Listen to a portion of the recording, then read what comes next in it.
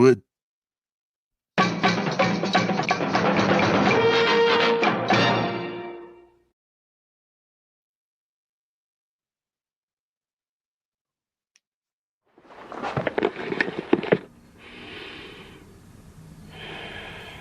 I don't know who you are, I don't know what you want.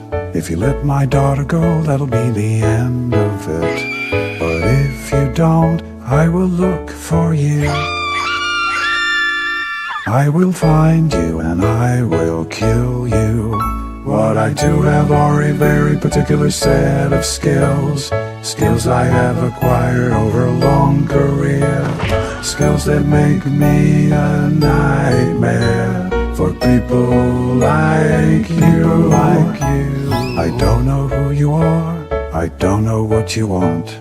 If you let my daughter go, that'll be the end of it. But if you don't, I will look for you.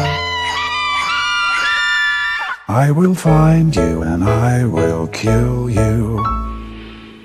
Good luck.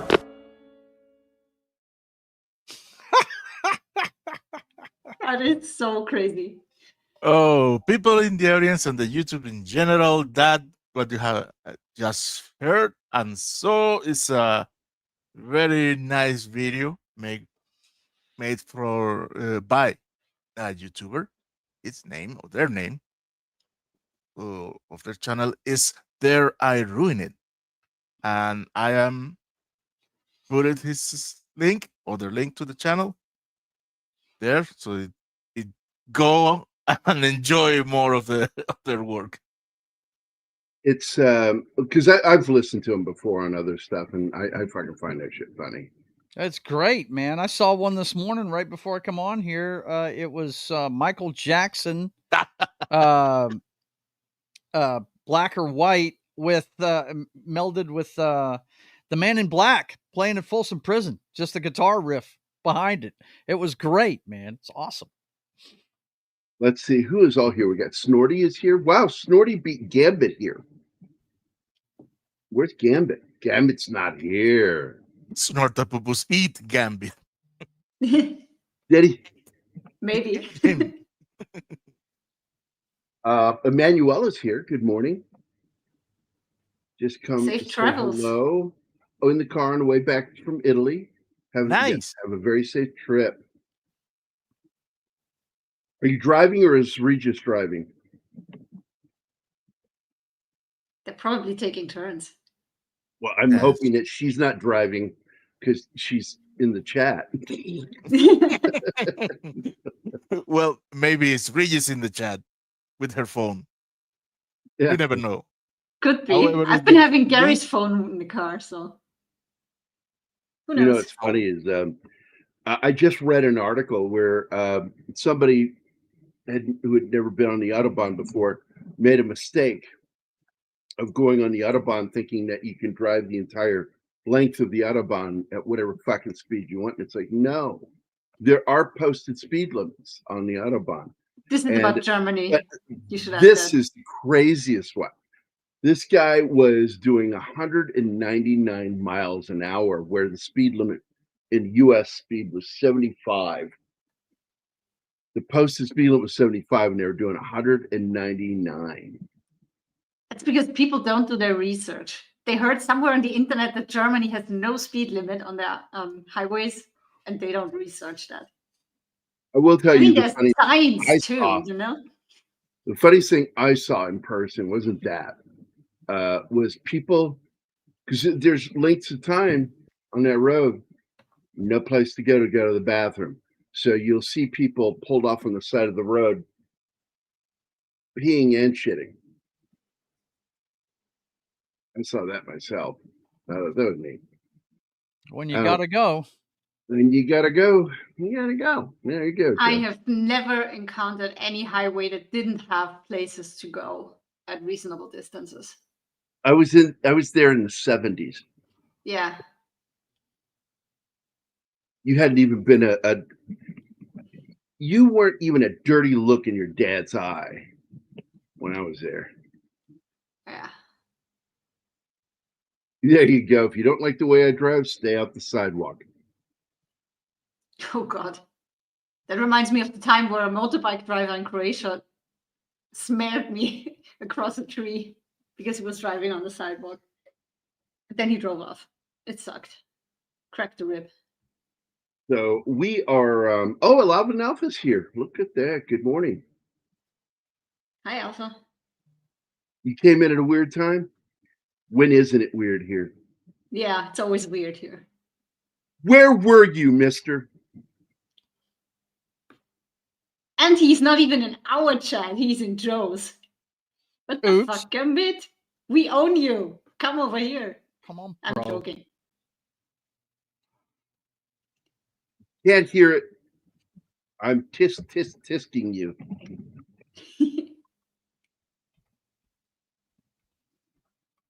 So we're going to be talking about the movie Taken. Now, this was a good movie. I did enjoy this film, but by the time we get to the second and third film, it's like, Come on. the second film, he's just like, you're not a good dad. And then it's his wife in the third film, Lenore. Lenny. And I got to tell you, if they had decided to kill her in the first film, I would have said good riddance. Is it still What an Famke annoying Janssen in the character. third film? He's a Yes. horrible person. Yeah. I didn't know there's more movies. Yeah, it's 3 movies, and really, I wish he had stopped at 1. 1 was Well, enough.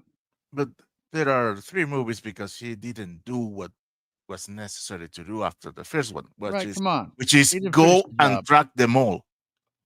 Yeah, well, he needed to work his way up the bloodline because that's what really was going on, was revenge on him. Yep. He should have known they were coming for him after that. And I will tell you that there was a really good actor who was in the second film who plays kind of the main villain in it. And Anima and I have talked about this guy before. His name is Robert Paulson. What? It's an inside joke. His name is Robert Paulson. So I don't know how to say his name, but he was the leader or villain in Val Kilmer's The Saint. Oh, yes, that's the actor. I don't know how to Russian say his actor. name. Yes, he's Russian. Well, he's Croatian, Hold on. but he plays Russians. Well, but It's the one- Rade is his first name, and his last name, oddly, is Serbazija. I'm on it. Is his last name. I don't know how to pronounce that first name. It's Rade, Rade, but I don't know. Shabagia. Rade Shabagia. That's his name. Great Yep. fucking actor. Yep, he is. He was Boris the Blade in Snatch. Oh my god, I love Boris the Blade. Did you say he was the Blade in somebody's Snatch? No, I said he was Boris the That Blade. can be interpreted several ways. Phrasing. I think my favorite film with him. He was also in Eyes Wide Shut, and he was the one who ran the costume shop and had an underage Mimi Sobieski modeling for him, and that creeped me out. But apparently, I guess that was a subplot that got removed from the film by powers that be, with the sudden death of Stanley Kubrick, which has been attributed by some conspiracy theorists to murder. I wouldn't be surprised, to be honest with you, because the subplot was, well, Lolita Express. That was the subplot. That he was criticizing Hollywood. My biggest issue with the film is the absurd premise that abducting Western women is easier than importing women from Eastern Europe, which is much easier. But I will say that It's a real thing that's happening. It's happening here in the U.S. We've got an epidemic here in the United States. It shouldn't be People so don't- easy, though. I mean, I was a woman traveling alone in my 20s, and I would never have shared a cab with somebody I just met. Never. You don't do that. And We they are all one of the fall for biggest it, so- user importers. Our country is one of the biggest user importers of the sex trade. And that's inexcusable. I'm sorry. It's I watched that movie and read up on all this stuff, you know, because Jim Caviezel film. What was the name of it? Martin, I forgot the name of it. Sound of Freedom. Yes, That one. movie's that movie's incredible. One of those films where I know I should watch it again, but I'm saving it for when Anima finally works up the nerve to watch it with me. Yeah, I don't know about that. That one is like 7. It's an excellent movie, but man, you Yeah, but need, there's you need no time. horror scene in it. There's no head in not a it. box. It's just You know I it's can the handle that. idea that these guys are out there working their ass off to save the world. And I went to see it in the theater. Yeah, me too. And I was just blown away at how good it was. And Caviezel's playing a real person that's out there fighting the good fight. And he's actually actively saved children, which is what the movie's about, is him going out there and finally doing the good fight. Instead of like arresting these guys, he's finding out where they're at so he can get them, the children, and then take the bad guys down. Well, I've never seen his edit of the film. Nobody has, because somebody will went ever. in, took scenes out after he died. They edited it down after he died. That should be a crime to do that to a filmmaker. You should be forced by law to release the film that they made and edited before they died. Or at least make it available as the director's cut. And I don't think we'll ever even see the director's cut of that film. And I would be surprised if Spielberg was involved with that, because I don't like that guy. Yes, Germany is on the list because prostitution is legal, but the actual brothels, FKK clubs, and the alike elite. are. Oh, is And that the like. elite? No, And the the like. I don't know. Like. Sorry. Are controlled by various mafias, mainly Turkish and Romanian. I'm not surprised. I don't know why he throws FKK in there. That just means there are spaces like beaches where people can go nude. That has nothing to do with prostitution or porn industry or whatever. Yeah, I got to tell you something. I actually at one point really looked into living in one of those communities because I hate clothes that much. And always have. I can't stand clothing, but I hate other people's nudity around me. So I'm like, yeah, I'm fucked. It's like, oh well. 7. Wow, that took guts for the director to be very extreme. Yeah, but What are we not talking about? visually. What? The worst cases you don't see. Yeah, 7. The thing that really rips you apart is you realize that's her head in the box, his wife. What's in the box? What's in the box? You have to What's see- in the box? You know what? You know what is in the box? It's not her head. It's the the director's cut of Why Should I? Eyes wide shut. That's right. Not allowed to see it. Oh my God. Yeah, when he fucking gets up and you see Kevin Spacey, like, I'm ready for it, and he fucking blows him away. Because his life is over as he knew it.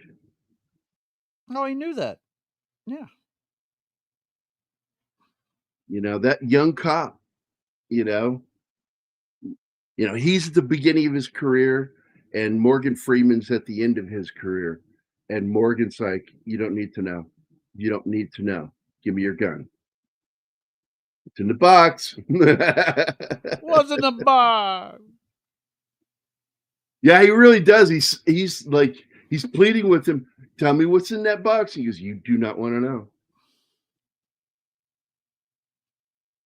Because Spacey's character not only killed her, but killed their baby. Yep.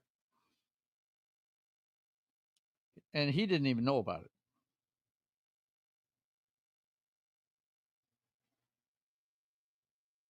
Yeah, it's an intense film.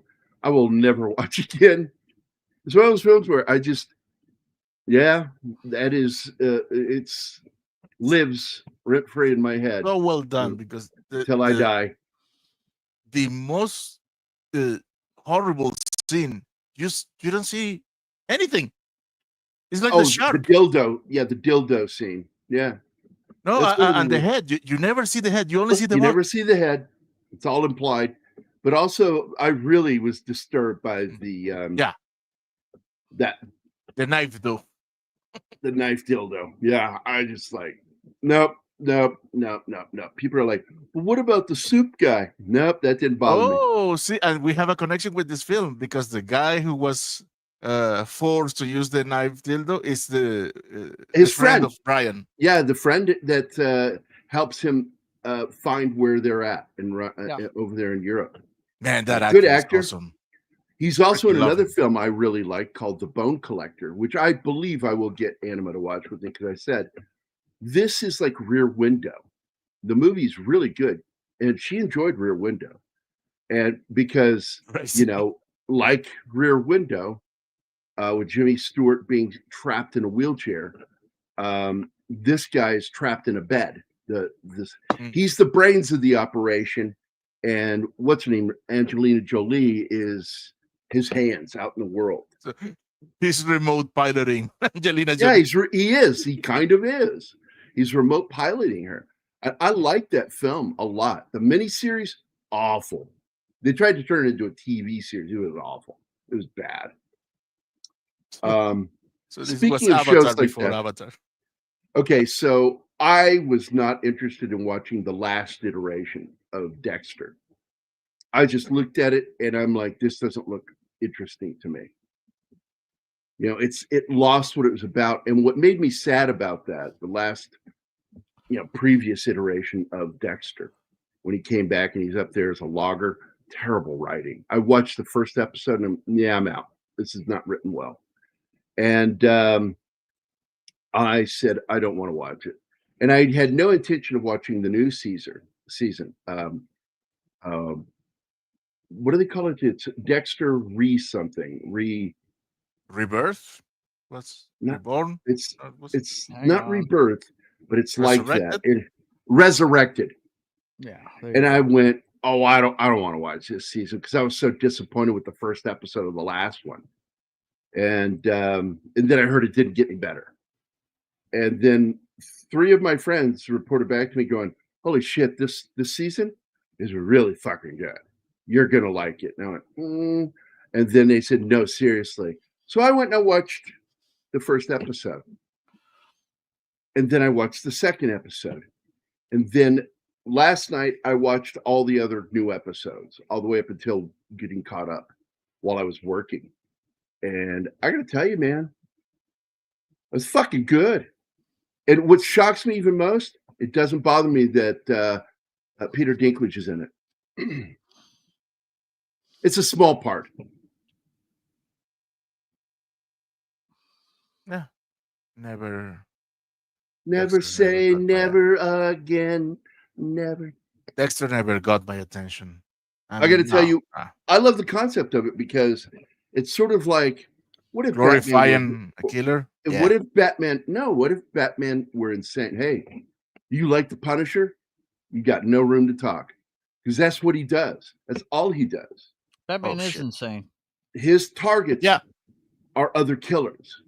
He goes after them, finds them, and then kills them.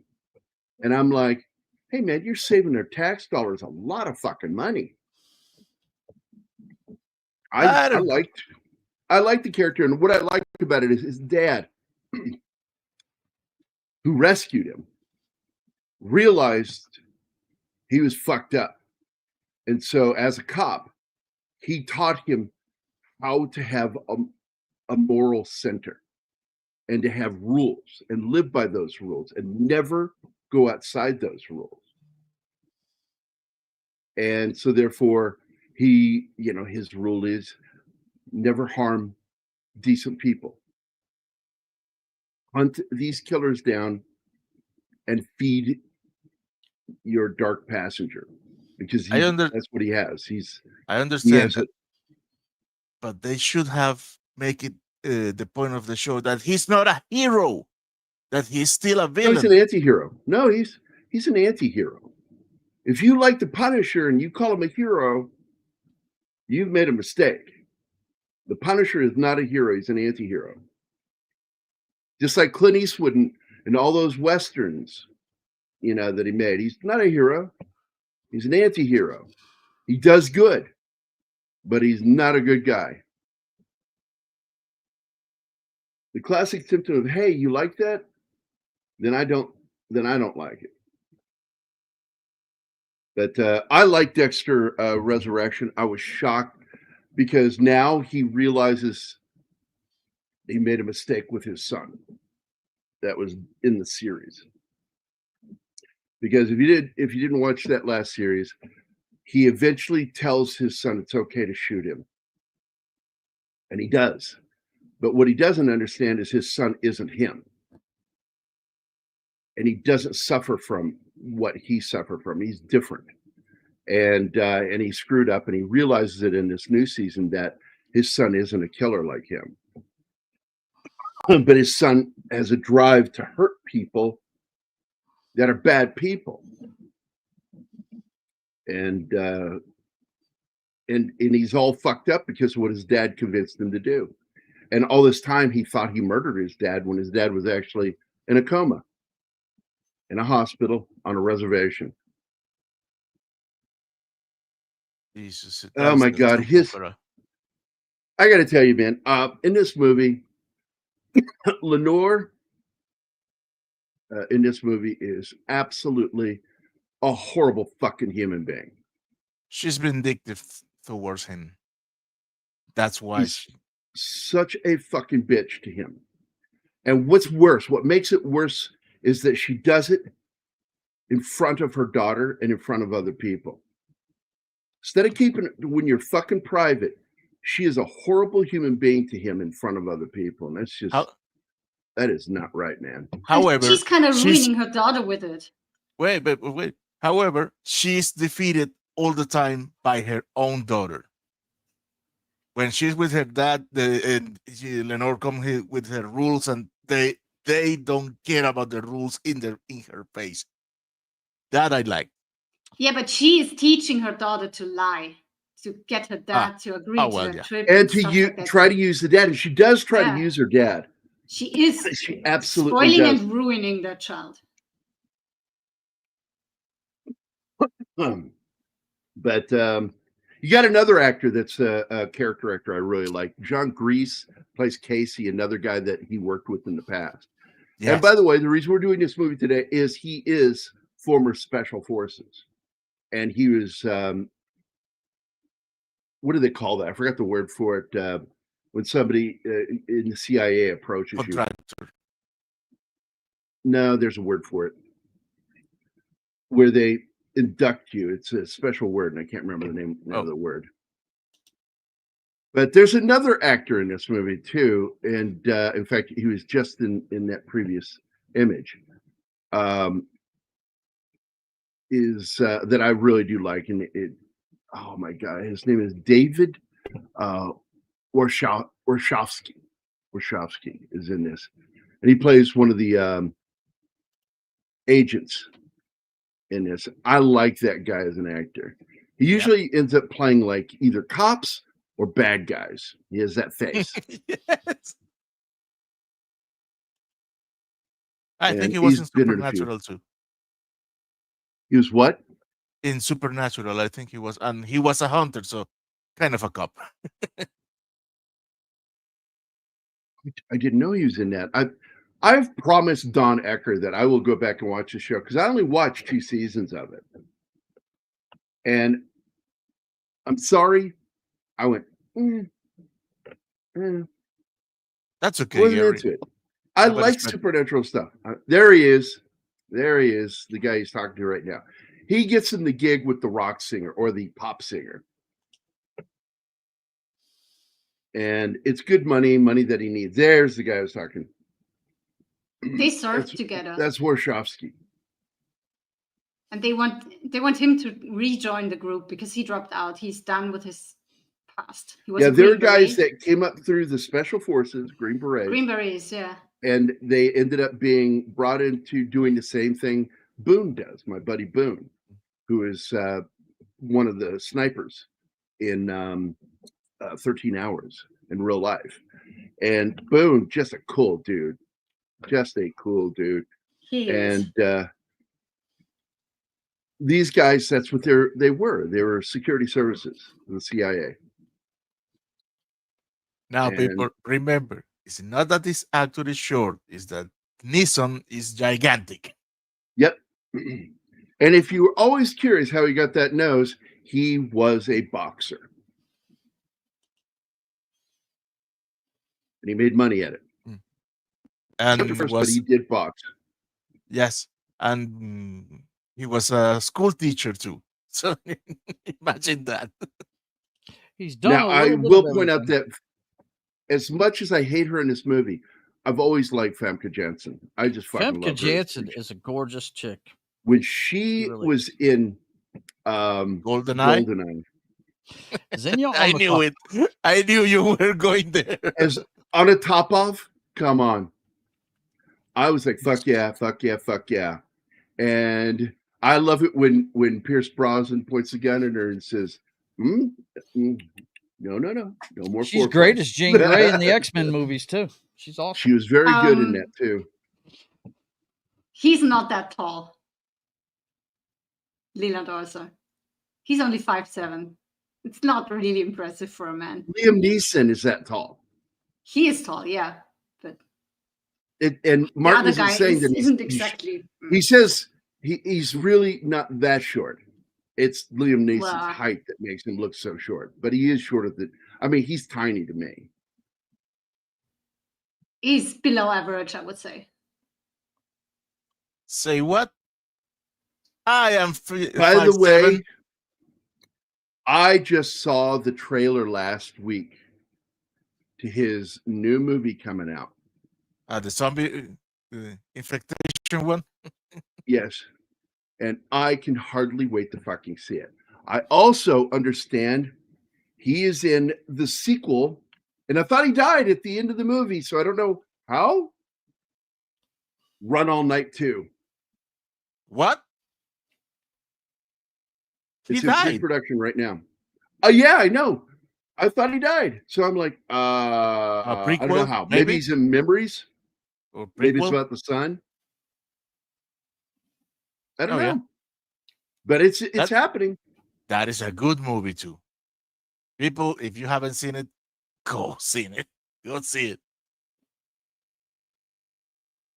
Well, anyway, the movie that I saw the trailer to this last week is called Cold Storage. If it spreads, you are dead. And what shocked me in watching the trailer is the kid from Stranger Things is in it. Yes. And he's in a main character, Joe Keery. He's never been in anything other than Stranger Things. I've never seen him in anything else. And it's like, all of a sudden, he's like in this fucking movie, and he comes up, and it's like, oh, it's the kid from Stranger Things. and Emma watched it with me. I like that he's going the comedy route. Yeah. The kid. Because I He's think good he's for good that. at comedy. Yeah, he's very good for comedy. I liked it that he's the bad guy at first in Stranger Things, but then you realize you've misunderstood him. He isn't the reason why some of those things happen. And he ends up getting angry at his friend for being the one who did it. Yes, he's a jerk, but he tries to become a better person by the end of the season. It just shocked me. I was like, oh, crap. And I kind of like that when they do that in a film and you give you somebody who you think is going to be a villain and he's not. It's just he misunderstands things and he is misunderstood. There she is, and she's being, early on, she was kind of a twat to him, and then he saves her, and then all of a sudden now she's like, I want to fuck you, and it's like, no, I'm not interested. Well, No, I'll help your she's daughter. Jesus But Christ. oh, Just oh my God. she's thankful and wants to help his daughter if she's any good. Yeah, that's okay. She's half his age. Jesus Christ, Gerry. Half. Oh, some girls Half- don't care about that, and some guys don't care. I used to get after a friend of mine. I won't say his name because, man, as he hit his 50, he was still going after 18-year-old girls. I'm like, dude, stop. That's just gross. Just stop. Just stop. It's just inappropriate, man.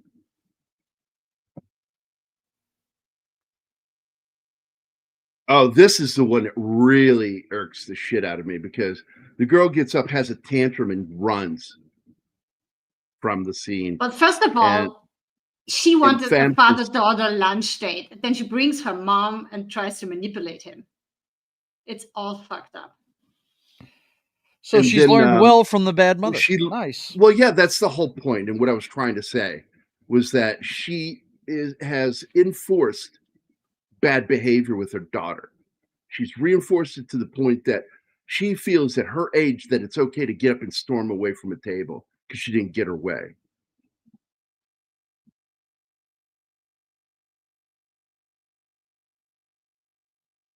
Okay, yeah. The minute you said all that, I was like, eh. And then you got to right-wing conservative political activists. I'm like, okay, I will give her a chance.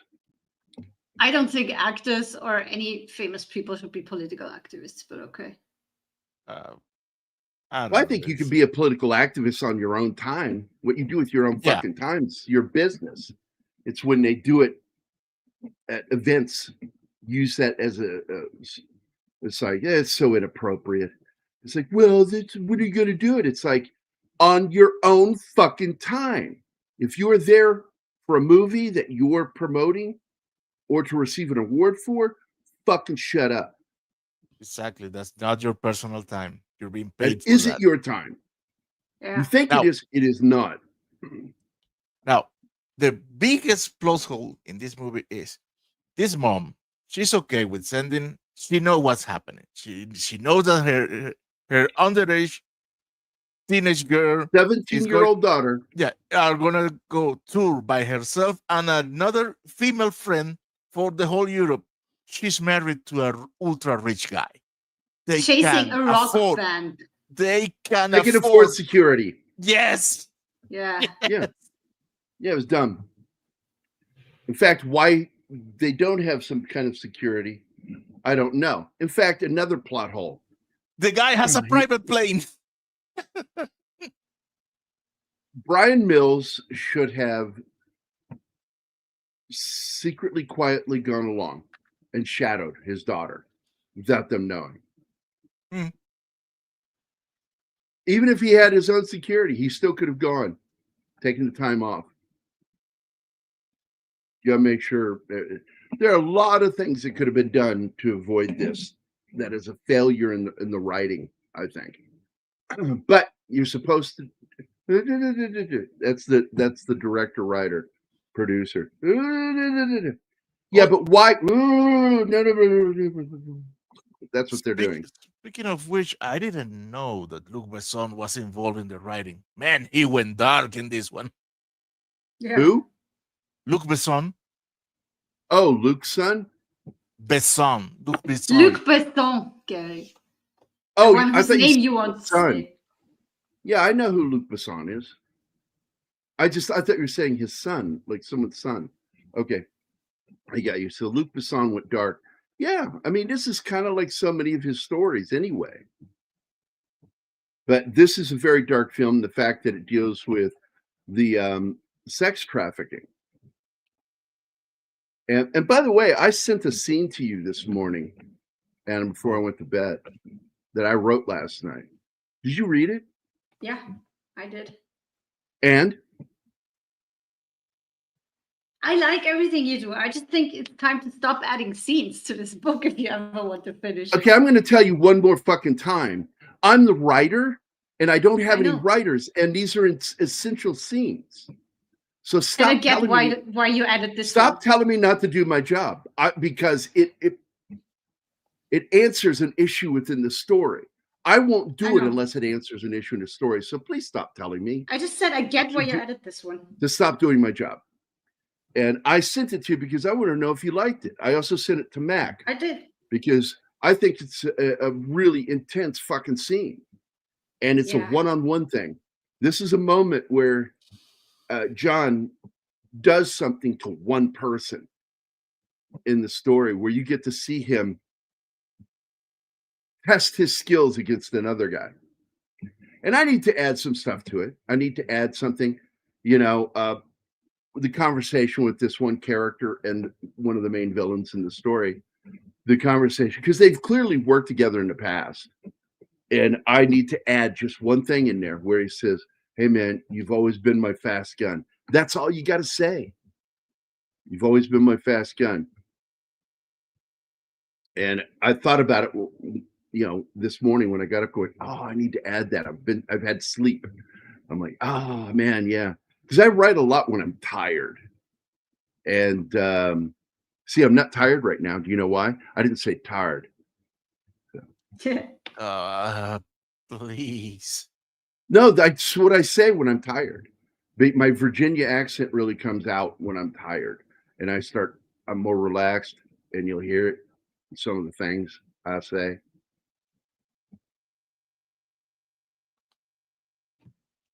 Recruited.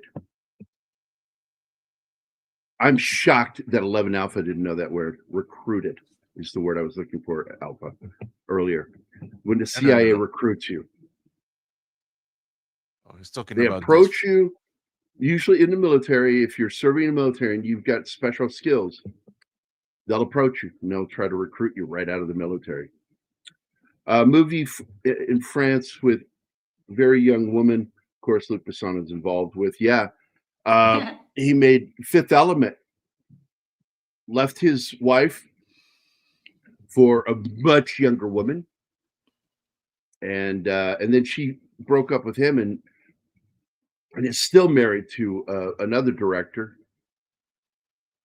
who I think should be taken out and pistol whipped for getting her. It's Lilu from, and we're going to do that movie, by the way. I really want the Fifth Element. Really? Yeah. I love He that started movie. banging her. I never thought you liked that movie. I do. I just don't. They tried to say it's the next Blade Runner. I went, no, it's not. No, not at all. But I think great that movie's effects. probably one of It the most reminded me of the overhyped heavy metal movies of all time. So yeah, I think it's overhyped. I think that it's like one of those heavy metal comics that you. I that's enjoyed, exactly what it looks like. It looks like it's something not as good as Harry Canyon. It's not as good as Harry Canyon, but I liked Harry Canyon in heavy metal, and I thought it was kind of interesting what they did with it in the movie Heavy Metal. But I've always wanted a full fucking movie on Harry Canyon. I fucking love that story. But I was an actual reader back when I was legally not allowed to read that magazine. I was reading that magazine. Do you know what I did, Martin? How I got away with it? Wow. Do you know the store called 7-Eleven in the United States? Yeah. We have them here. Well, they had magazine racks. And if it wasn't porn went behind a glass case up above, and you had to ask for permission to get to it. Okay. Heavy Metal was put out as a science fiction magazine. So it was out at 7-Eleven on their magazine rack. And I would go in there. And when I discovered that, I went in with my dad one day, gonna get me a big slushy, hey, Dad, can I get a candy bar? Hey, what is that? It's a new issue of Starlog. Hey, there's Starlog. Oh my God, 7-Eleven carries Starlog. What is that? Heavy Metal. What cool artwork on the cover. I'm going to check this out. There are tits and penises in this. And I'm looking around like, is someone going to jump out and stop me? No. I am a kid and I'm reading porn. that's right. In the guise of science fiction. And that's how I started reading it. because the 7-Eleven by our apartment complex had it on the fucking magazine rack with Starlog and other sci-fi magazines, Cinefantastique. I shit you not. It was there with Analog and what was that other sci-fi magazine? No, it was regular Time magazine size. I can't remember it. So, but yeah, I got to tell you, because of what Luc Besson did, I've often wondered if he's one of those people. I like his writing and all, but I would be surprised if that came out one day. He gets busted for something. Yeah, biker bags were good, but the problem was like the serious ones behind a case. It wasn't like it was locked; it was hard to get to. And I just remember that Omni was a good one. I loved Omni. That was my fucking reading back in the day. But Omni's not the one I'm talking about. All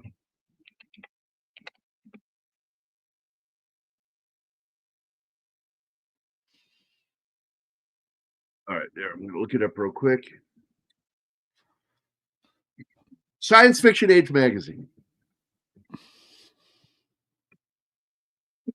In fact, the Star Trek art print that I did for FXM sold out because of Science Fiction Age magazine.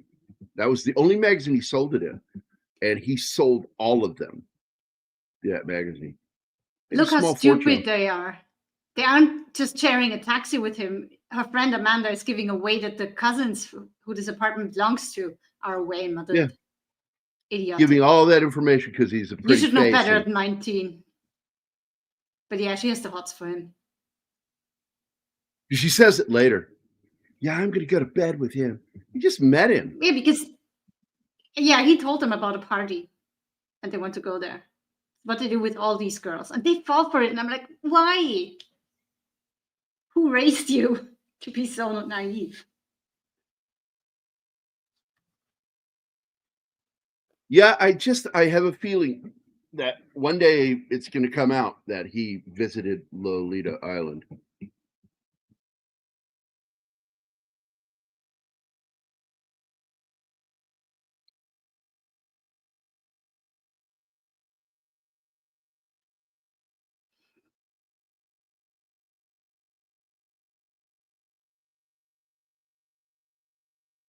I remember I've always been troubled by it, but it's true. It is true. But on the TV show Penn and Teller Bullshit, they said that the age that you are mature enough to sexually interact with somebody else is 17. And I'm like, it's not that I have an argument with that. My argument is that you are biologically, but you're not emotionally mature enough. And that's why I have a problem with it. But in the state of Arizona, age of consent was 17. So when my daughter moved out, I was against it. I told her, I said, I'd rather you wait until you're 18 and save up some money. But she didn't want to listen to me. And I'm not going to complain about it because, like, I'm very proud of her. But young people do stupid shit. I told her, I said, I moved out at 17, but I was forced to. I'm not forcing you. I'm telling you, I'm trying to teach you how to do things. Yeah, I loved it when she snapped out at me one day. She said, you just want slave labor from me. I went, for what? Dishwashing? I have to wash everything you wash because you're terrible at it. You're going to kill someone one day. It's been a running joke. I'll find out with her boyfriend who does the dishes. Yeah, you make sure she doesn't do it. She'll kill you. And it's called but she's gotten incompetence. My daughter finally has gotten good at it, you know. But she acted like I want her to do dishes. I said, if you were a slave and you considered your work that good, I would have sold you. You're that bad at what you're doing. Because I have to redo everything you do. And I said, so yeah, go somewhere else with that. I needed slave labor because you're fucking retarded saying that. Yeah, I don't. You know, someone in YouTube has their finger hovering on the cancel this channel. Did Button, you Yeah. right? meet anyone on the plane? So the dad starts asking immediately the questions you need to ask. And this is the scariest part of this movie. Well, she's finally on the phone with him, and then she sees men break into the apartment and take Amanda. The scariest part of this is what he has to say to her. Yeah. He says, That go line. in the other room and hide. So she goes in there and he tells her, he says, this is the hardest part of this. You're going to be taken. That man, I that line can't- hits you like a ton of bricks. Yeah. Yep. Nothing you can do to avoid it. I got to go, by the way, Is- guys. Take it easy. All right. Good to see you. See you, Joe. Bye, Bye, Joe. Joe. See ya. See you, buddy. Well, that and later when he forces basically forces Lenore to hear what the guy has to say about the window that they have to find her and everything. She has to know. That's hard too. Yeah, you helped make this happen. I know, yeah. And that is what I refer to as the moment that the chicken comes home to nest. Yeah. Or rooster, And the- however you want to say it. Other thing that the stepfather, he should have imposed himself, saying, I am going. I don't care if you need me or not. I am Oh, going. I can get you he's resources on the useless. spot. No, but he could have done that. He could have done Yeah. just to be a resource manager. And provider. you have to ask the question right here. Is this a failure of the parents or just the writer? Writer. That's who's at fault here. Yeah. They need these people to be that incompetent so that they could tell that story. That movie right there, Alpha, as much as I love Leon's character, I am so glad that he, Jean Reno, is a better person than Luc Besson. Yeah. He refused Absolutely. to do that. He refused to have that kind of feeling returned to her.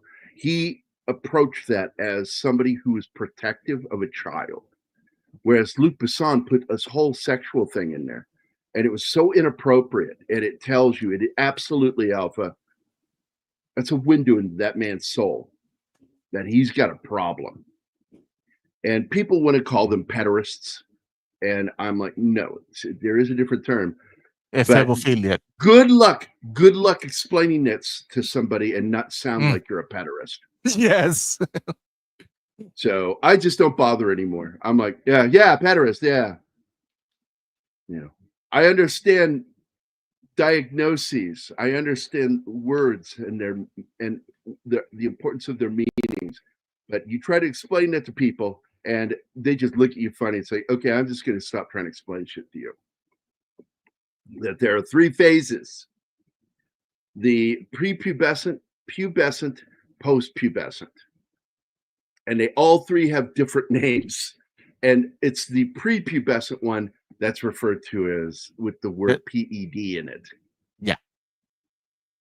The thing is, people assume that if you're explaining something is because you agree with it. And that's not true. Not true. Now, this is something that made Liam Neeson famous. And I mean, I've been a fan of his since the 80s. And but this put him over the top, this bit of dialogue that he delivers. I don't know who you are. If you want money, I don't have any. But he should have said, but I know somebody who does. He should have used this guy's resources other than just the plane to get there. Yeah, it's like he's just Why a is guy he in the on his background. own? He's mentioned, but he's not really an important character because he's pretty much gone by the second movie. You know, Hey, good actor, by the way. The guy that plays the stepdad. Yes, I love him in 24. Again, Xander Berkeley is such a great fucking character actor. What was that movie he did with Pam Anderson? What was it called? Barbed Wire. Barbed Wire. I fucking hate her character in that movie. I'm not a fan of Pam Anderson, but I watched that movie from beginning to end because he is so good in it. Well, she I did love good that in The Naked Gun. Actually, that's the first movie I've ever seen her in where I enjoyed her. on screen. Mm. And she's changed as a person. She's a completely different person today than she used to be. I love her anti-makeup thing. I like everything about her today. By the way, I love it when there's a joke about are you Marco from Volusia? It's like almost everybody from there is named Marco. I love the joke within the film about that. Now, This right here is another writing problem because it says if you want ransom, I have no money. He knows Well, somebody that's what I who mean. has money. He knows somebody. He Is could have her bought stepdad? her. Yeah. Absolutely. And I just said that like a minute ago that he could have got money because he says when he says the ransom thing, I'm like, well, actually, you do know somebody with money. Yeah. But it's again, that's when the director writer goes, shh, shh, shh. Yeah. Don't worry about that. hey, dude, have you seen this monologue said by Seth MacFarlane in Kermit the Frog voice? Oh my God, yes, I have. It's funny as shit. Now I'm going to point something out to you because I was trying to say it a minute ago, and I want to get back to it. Is that this threw him over the top as a movie star? He's no longer an actor; he is a movie star because of this movie, and the dialogue he delivers right here at this moment, to Marco on the other end, is so over the top that when he gets mobbed by people still to this day, someone will ask him, will you record that into my phone for my outgoing message? Most of his friends has asked him that. And he did it live on the Graham Norton show. Yep. With someone in the audience. And he did it on the show, and I thought it was fucking great. He's got a great sense of humor as a guy. And what's amazing is, and his life is so tragic because what happened to his wife, Amanda Richardson.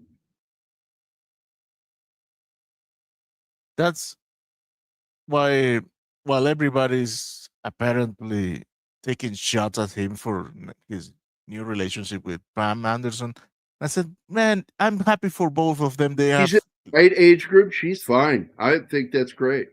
And she had bad. Just make sure to get that bad hepatitis judgment. shot. They had been alone for too long. Did you hear my joke? Did anybody hear my joke?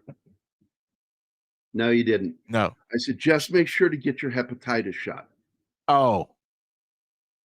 Yeah, that was the little gift that Tommy Lee gave her to. Keeps on giving. That's right. Well done, Tommy Lee. And I am proud to say that I am one of the people who's never seen that adult film that they made. And they released. Oh my God. 11 Alpha from Really? 11 Alpha? Is your name Marco? His middle name. It's Marco.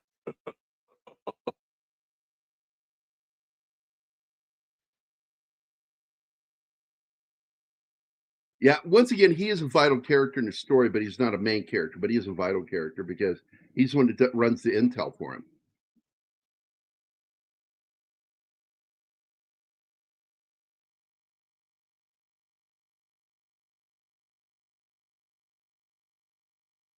He needs to hear it. So she knows how wrong she was for the shit time she gave me. And because I got to tell you, it's not just the daughter, the wife, ex-wife is a fucking spoiled, self-absorbed bitch. And this is her moment. What all that brought her and her daughter.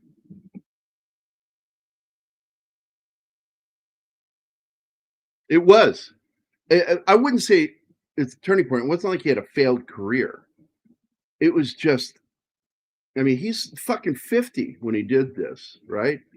40, late 40s, in 08, early 50s. And Well, man, he's a fucking action star at a late time in his life. But he has skills in fighting. He really does. And so it was easy to train him. He's born 52. So you can do the math. He was 52 when he made this, or he's born in 52. No, he's born in 52. So he was 56. Holy shit, dude! Yeah, impressive. Most He is. impressive.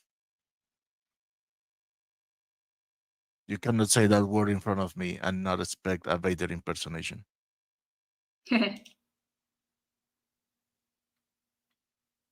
Yeah, I got to tell you, the best thing of the sequel, the second film, was Alex Clare. I think that's the name. Alex Clare's song that was used in the film, and it had already been released. It was a song I was aware of at the time. I was a fan of his music, and because he does a lot of blues.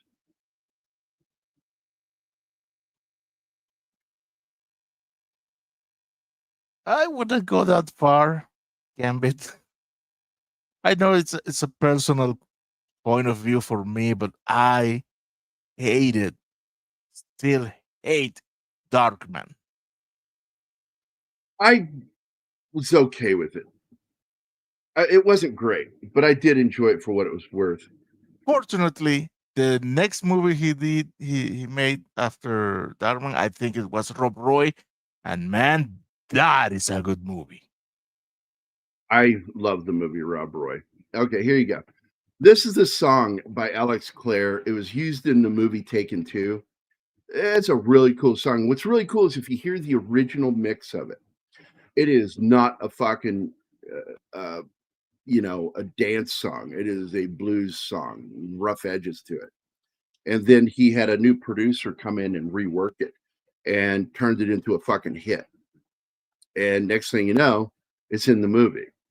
And they bought the rights to it. It's the song that ends Taken 2. Alex Clare. I must Hey, confess, Cam. I have seen the 3 Taken movies. I can only remember the first one. It's the only good one. It's the only good one. Hey, Kingsport Callis here. What's up, buddy? Hey, Kingsport. I'm sorry, Kings. It's a personal failure of mine then. Disappointing us? Yeah, I know. Yeah, you disappoint us all the time. No. That one is on purpose. The Darkman guy. What is it with you and porpoises? Leave them alone. So weird. Hi, Lady V. Oh my goodness. Lady V, I want to thank you and John. What a great gift you sent me this weekend. Thank you.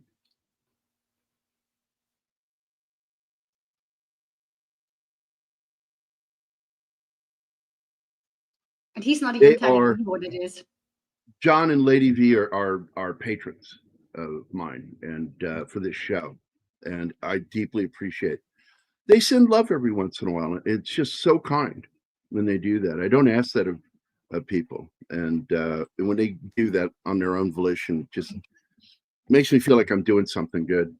And I got to tell you, we have a good team here. I love hanging out with you guys in the morning. I miss it when Joe has to go. But look, man, when you got to shit, you got to shit.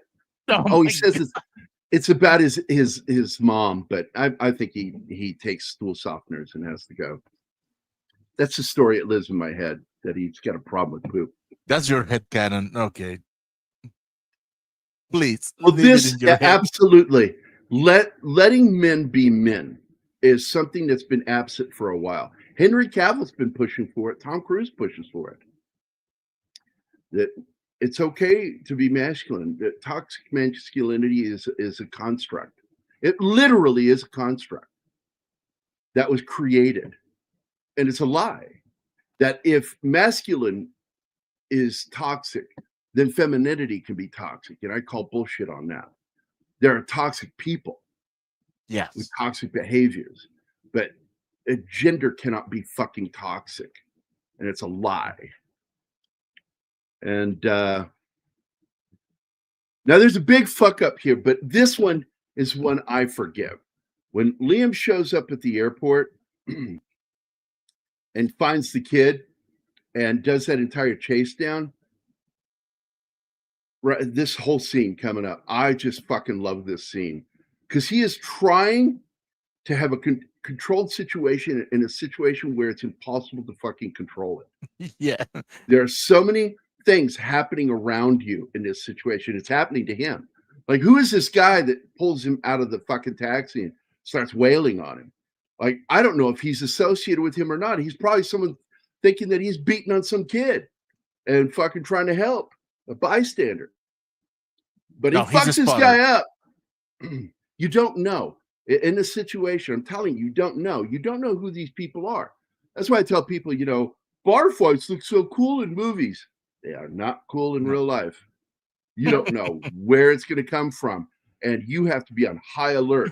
And when you have been drinking, not the best time to try to be on high alert. Bar fights are a fucking look at- nightmare. This troll here. Huh? Of 11. course, a man would say that. Of course, a man would say that. Fuck you, Alpha. It goes on. Oh, thank you. Oh, yeah. You are welcome. I swear to God, the first time I heard that toxic come out of my daughter's mouth, I went, don't use that word around me. Ouch, Cam. Getting personal. I'm sorry. Rob Roy is toxic as hell. He's got to save and protect that woman that he loves. We need Bye-bye, Bill beautiful woman. Barkley here representing. You brute. Hey, isn't that the window? Isn't that the same window that Michael Jackson threw his baby up in the air on? Oh my God. Hey, it's Kevin Spacey's French cousin. Yes. I was waiting. Yes. I was giving you your chance. The less creepier version. And now he's, you know, he feels like he's been, you know, exonerated. And I'm like, you still have allegations against you. It's just some of the people somehow died suddenly. Man, God, he looks like Kevin Spacey here. It's fucking weird Yep. looking. this guy was lucky that Mills didn't kill him. I got to be Lucky. honest with you. I was shocked when Brian Mills shoots his wife in the arm. It's just a flesh wound. People Yeah. die from flesh wounds all the fucking time. That was a little over the top.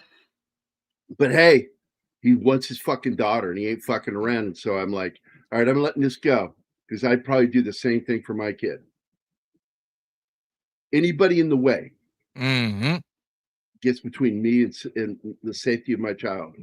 Because I It's told not you know, just one of the that, hardest it's- things, the hardest thing you have to face as a dad or as a parent, period, but especially speaking from the perspective of a dad, is understanding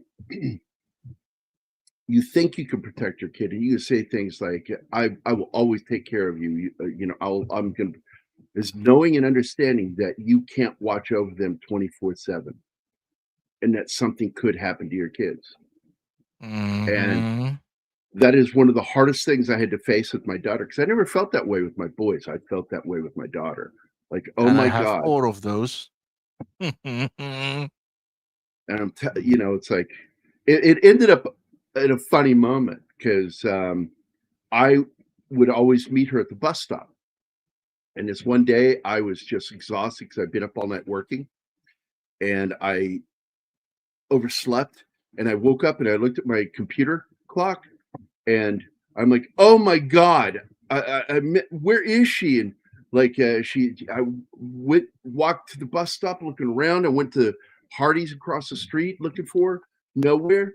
Finally called this, get back to my apartment. I called the school in a panic. And the lady on the other end of the phone says, honey, calm down. Clearly your clock didn't change on your computer. It's not. They don't get out of school for another 15 minutes. And I remember sitting there with this face. Thank you. And I hung up the phone and I just sat there going, you fucking idiot. But the panic that was in me, because I tell people when you've experienced the kidnapping, it changes you. And that was part of the PTSD, that panic of not knowing where she was and thinking that I'd been woke up late and missed her. But that was the thing I went through with Zoe. And she understands it now. We talked about it to the point where she understands that I was traumatized by her kidnapping, not knowing where she was or if I'd ever see her again.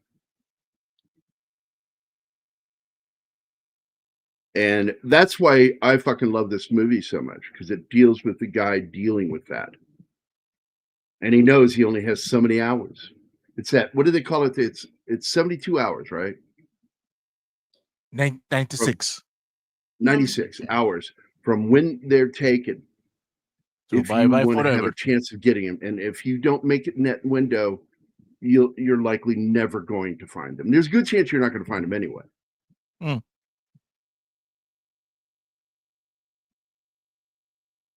Well, he has important clues leading him to these people, because his daughter gave a description before they took her, or while they were taking her. She was yelling out everything she could see. And the guy who lured the people to share a cab, he got his reflection on the photo. This whole scene right here, what amazes me here is that I'm trying to figure out, what is he doing? Is he's trying to provoke the pimp. Yep. Mm-hmm. So he can get a listening device on him. But when He's I bugging was him. watching it the first time, I thought he wanted to lure the pimp, to kidnap him and interrogate him. I never thought that he was going to put a mic.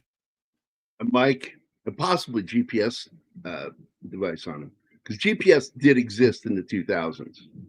Oh yeah. My company used it when we traveled from Missouri to Louisville, Kentucky, Louisville. We went down there for a truck show. My boss showed that all of us who had mobile phones, he was able to track where we were at all times. And I went, lose my phone number. I don't want you doing that. I don't want to be followed.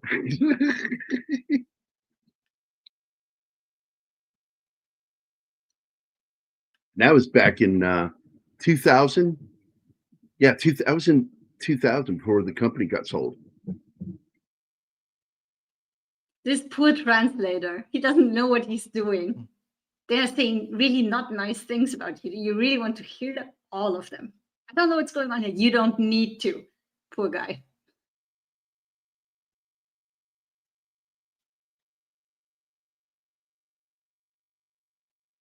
Martin, 4 daughters, yes. And he took them bowling one night a year ago. They kicked his ass. All of them. His wife and his daughters handed his ass to him. Yep, he was emasculated by all the women in his house. Dude, if your That ship is masculinity never going is to go hanging off away, the thread Martin. of a bowling game, you have problems. I learned very quickly. Any woman I ever taught the game rummy to, after I taught them, would immediately kick my ass. And I get so irritated by that. And I stopped wanting to play rummy with anybody I taught rummy to, because I taught them too well. And my daughter, my ex, her mother, I taught how to play rummy. I'll never teach a woman how to play rummy again. Fuck that noise. Kicked my fucking ass. See, instead I of will feeling say- bad, you should feel proud that you are the best rummy teacher ever. Yeah, right? Not me, man, because I'm so Absolutely. competitive. I have a very competitive nature. When I drank, I was a competitive drinker. Like, if anybody fucking started some shit about Maggie drinking, I'm like, fuck you. I'll kick your ass. Let's go. But I love the game Rummy. It's one of my favorite games, and it's one of the few games I have on my phone, because I can play AI Rummy if I'm offline, or if I'm on Wi-Fi, I can play other people. That's fun. I like playing Rummy. Not gin Rummy, Rummy, which is the game my grandmother taught me. She taught me as a kid. The nightmare of your daughter saying "I love you" and she's missing.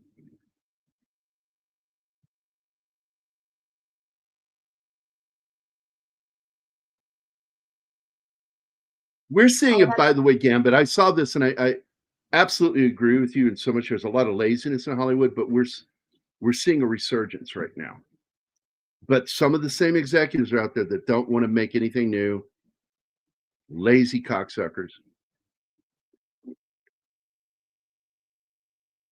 That's the girl he I rescued because she absolutely. has his daughter's jacket. Oh, rum is better than gin. All right, yeah. I'm not talking to you anymore, Alpha.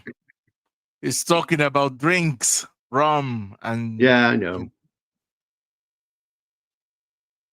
I think And one of my yes. favorite things there is when he hits a guy in the back of the fucking neck. Yeah, I'm like, God damn, man, it's a good way to kill a guy. that's Hitting just him the on the first time spine. where he fucks up everybody who's confronting him. He's a machine. And he gets the girl out. What he doesn't get is much information. Well, the building with the red door, that's helpful. I will tell you this. You've not lived this life until you get introduced to Bert Kreischer telling the machine story for the first time, having never heard it before. It's one of the Yeah. funniest fucking things I've ever heard in my life. And it's a true story. Okay. I think Bert's had to get help. He's got some problems. Booze and chemical. He has addictions. First of all, he has addictive personality. Hence why so much shit happened to him. That's why it happens to him that way. He has impulse issues. That's why he ended up going into so much. By the way, when he drives through that fucking Connex, I fucking love that. Yeah. And then later drove through a building. It wasn't a building. It was a mobile trailer. Yeah. At least he honks before he does it, so they can like get out of the way. I am not a fan of sugary drinks, but I don't know what they make mudslide with, but goddamn, I'm a chocoholic, man. I love chocolate. And I was out with some friends at a TGIS, and someone says, "You need to try a mudslide." And I'm like, all right. And so I tried. I was like, God damn, that was good. I don't know what was in that, but it was really fucking good. And I'm sure, gin mixed in with chocolate milk. Yeah, I'd probably like that.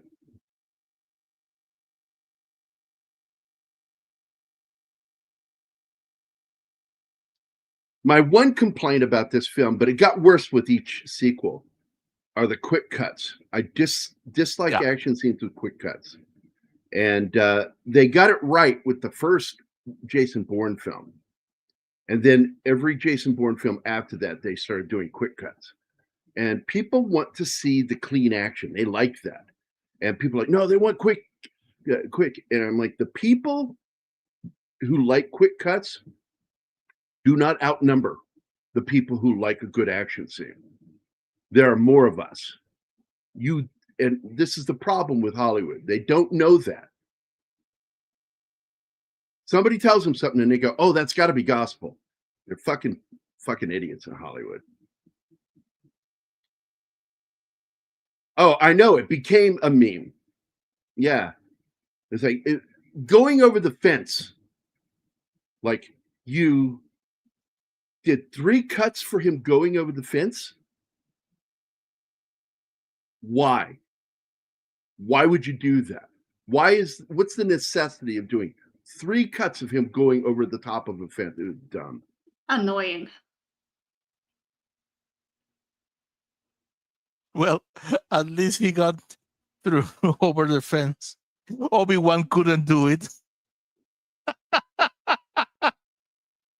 Yeah. Well, he couldn't figure out how to go around the fence. No, Is his problem. No, he can't do that. No, it's against the rules. The Jedi Code forbids it. Yeah. Oh, the gate's down. We can't go through. It ends right there. Just go around it. And there's a building there, the guard building. You can go around that. And then all of a sudden, the stormtroopers pile out of that fucking carrier, and there's too many for him to deal with. I'm like, I'm fucking done. This is just awful.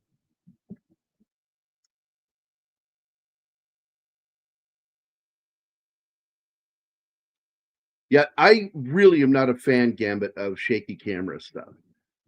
I hate That's it. Are you ready? Where it got started? Mhm. G.I. Jane. And Ridley Scott and Tony Scott had talked. And so they got this wild idea. And in the action scene, the battle scene at the end, they began doing crazy shaky cam shit. It was all in camera. And it looked fucking awful. It looked like somebody didn't know how to do their fucking job as a camera operator. If this scene where he finds the girl and he's trying to help this girl to get information from her, this is all tough, man. Mm.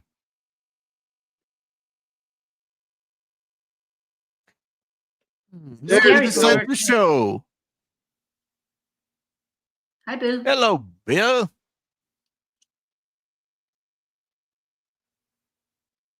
And we never find out what happens to this girl. She just disappears at some point Yeah, in the story. because she gives him the hint with the building with the red door, and that's all you get from her. So not needed after Did she that. live? We don't know.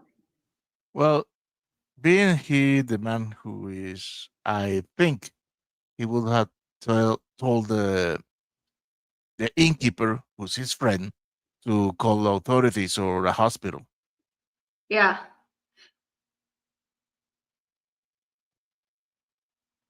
He would have made sure she gets home safe. Yes, he cannot deliver her because he would be immediately arrested. Yeah. So probably he put her someplace and did a call and somebody found her. It's likely. This is when how he figures out that his friend is dirty. And that's why he shoots his wife in the arm, because he's beyond angry that he's not just aware of what's happening. He's part of why it is happening, because the police gets paid to look away by these guys. It's interesting.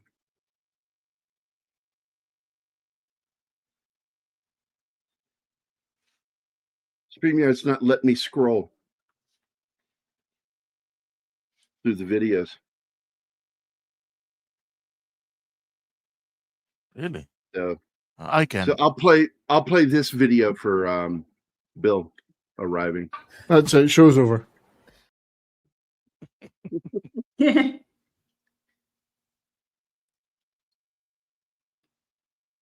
I can't stand him. A lot of people are like praising Ridley Scott's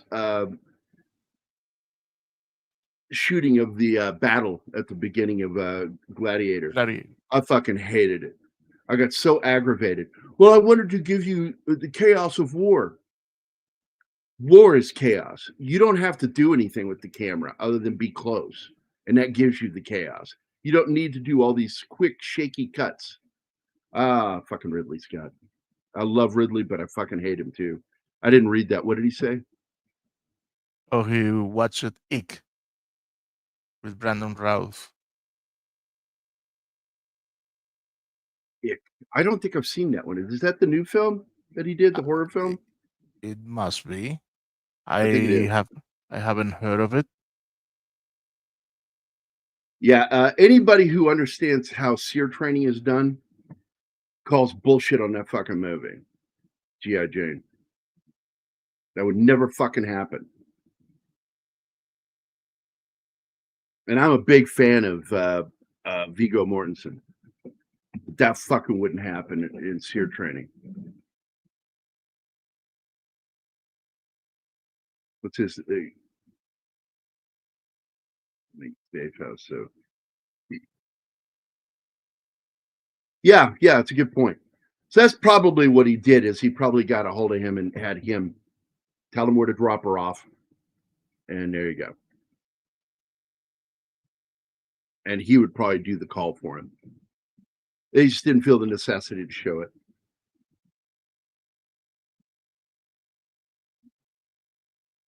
Now, I always thought Brian Mills' character, I would love to have seen a prequel of that with a younger person, showing what they used to do. But then That they would made be the TV interesting. series, and the TV series was just fucking awful. Ah, Okay, my favorite moment in the show. Are you ready for this, Martin? So he Okay. wants to make a time bomb out of a car. So he opens up the gas tank.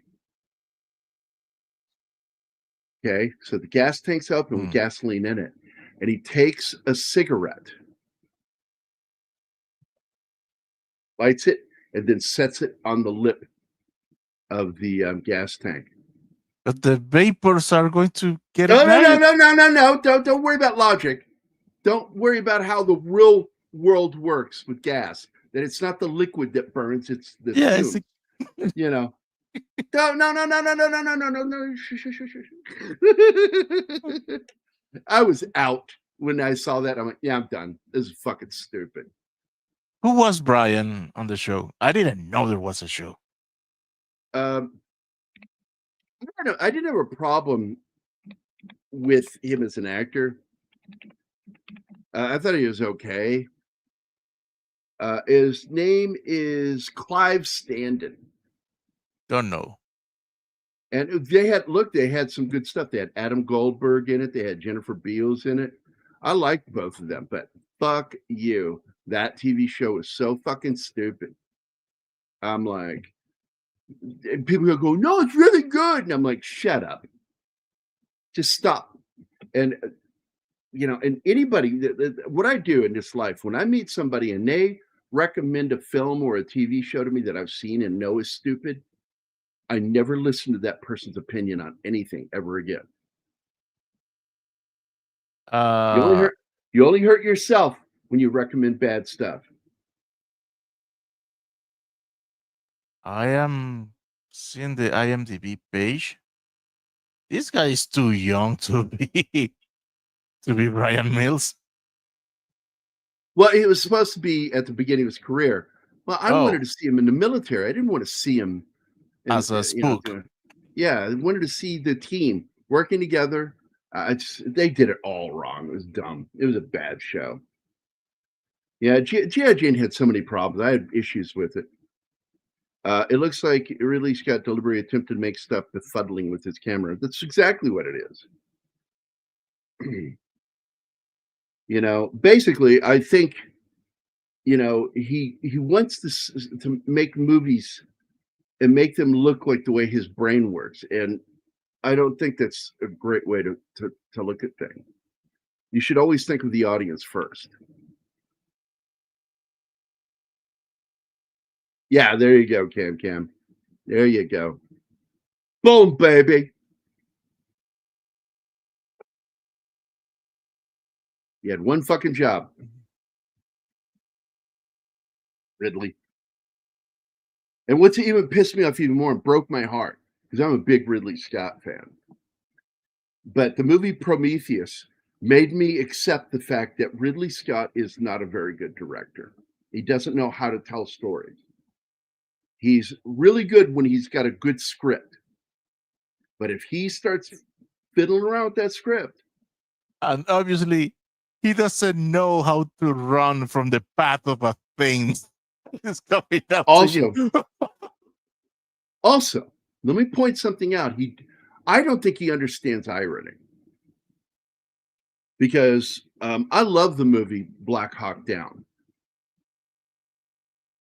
But the name of the movie was Black Hawk Down, Leave No Man Behind. That's how the movie's released on the poster. yep. It's not used as a tagline. It's called Black Hawk Down, Leave No Man Behind. And what does he do at the end of that movie? Leaving a man behind. And only left giving a us the man behind. text that they went back for him. That made me Yeah, angry. it's like No, they I'm didn't like- went back for him. They negotiated his they return. negotiated and got him back, but they left a man behind. And being, if you understood irony, that would have been part of the story. Okay? But it's not. And that pissed me off. I'm like, if you are a director, you better fucking understand irony.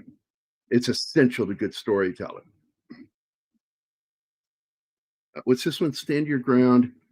I've got it right now, and I haven't watched yet. The Pickup, I knew I was going to hate that movie 7 minutes in. I got 7 minutes in, and I fucking was so annoyed with that movie. I said, I'm going to stick through this, and I watched it for 39 minutes, trying to find something to like. And I got to 39 minutes, and I wanted every character in that movie to be murdered viciously. It was so stupid.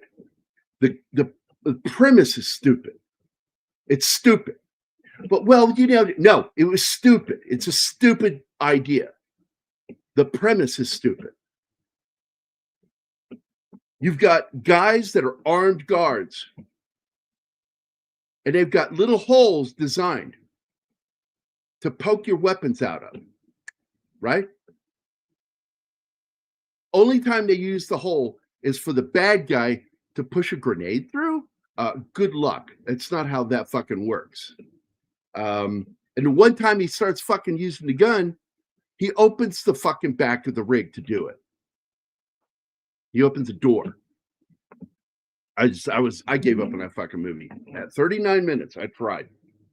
It's the dumbest fucking movie I've ever seen. It's so fucking dumb. And by the way, you've got Eddie Murphy and one of the most talentless fucking hacks I've ever seen in my name, that Davidson kid. He's never been funny. He's not funny. Stop pushing him on us. He's not funny. That is why I didn't see it. When I saw him in the poster, I said, no. Yes, Gambit, Ridley should be retired. Yeah, Ridley's, look, man, Prometheus is when I felt he should stop. And he won't. It's like he refuses. Now, he works good when he works with his kids as an executive producer. I like that, because Raised by Wolves, I actually liked it. The second season was rough, but I still liked it. I love the cast. I love the premise. It's scary. You'll like Stand Your Ground because there's a law where he can deal with bad guys inside his own house. Yeah, it's like I grew up in Virginia. Doctrine. I grew up in Virginia, and the law, it was Castle Doctrine in Virginia. And a cop once said to me, he says, if somebody breaks in your house, you shoot them, and they fall outside your house, drag them back in. Cops advise people to do that. Drag them back in your house.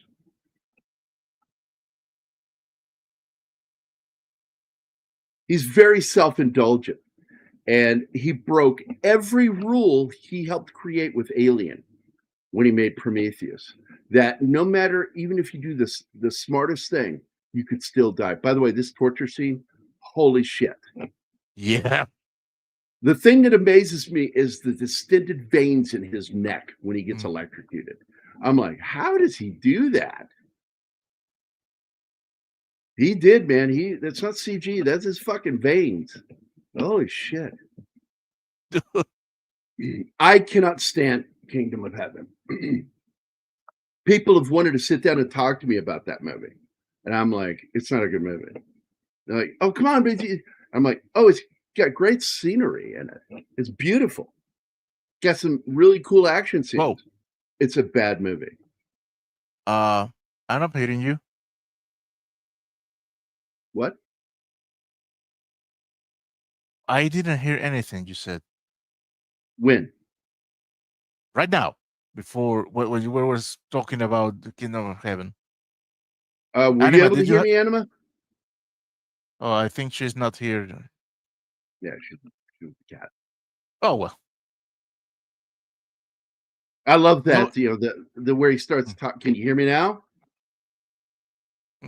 So yes, I like this scene because he's telling Marco, I could leave this on in some places, and there's no guarantee that the power will last because it's so, that's the problem with parts of Europe is like old circuitry. But here, here he's got good connection. But I love that when he looks at me, he goes, I don't know. That's the best line of I believe you. but that's not going to save you. And he fucking turns it on and lets him be electrocuted to death. Oh my fucking God. And this guy acts it so well. I also love the previous scene where he pretends to be the policeman in charge of collecting the money from them. And then he gets him, the one that he suspects is the guy that he's after, to say good luck. Yeah, he gets him to say, he says, could you translate this for me? It means good luck. And he hears it. And then you go back to the recording and it's all going on inside his head. Oh my God. The moment he said, I told you I will find you. The look on You the guy is... you don't remember me, do you? We talked on the phone and the guy's like, Yeah, but oh shit. No, the He knows moment he's I fucked. told you I'd find you. Yeah. Yeah, totally. Bill, absolutely. I want to watch Sketch. I have it already. I have it, a copy, and I'm wanting to watch that movie.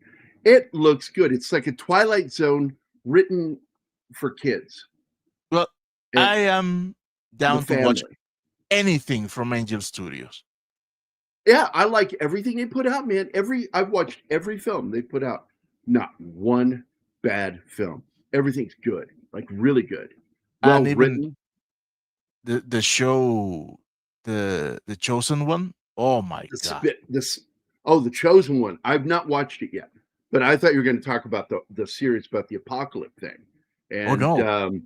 it's a movie first, but with the plan to make a series. So they make a movie and then they release a series tied into the movie. And I like that, man. It's got one of my favorite actors in it.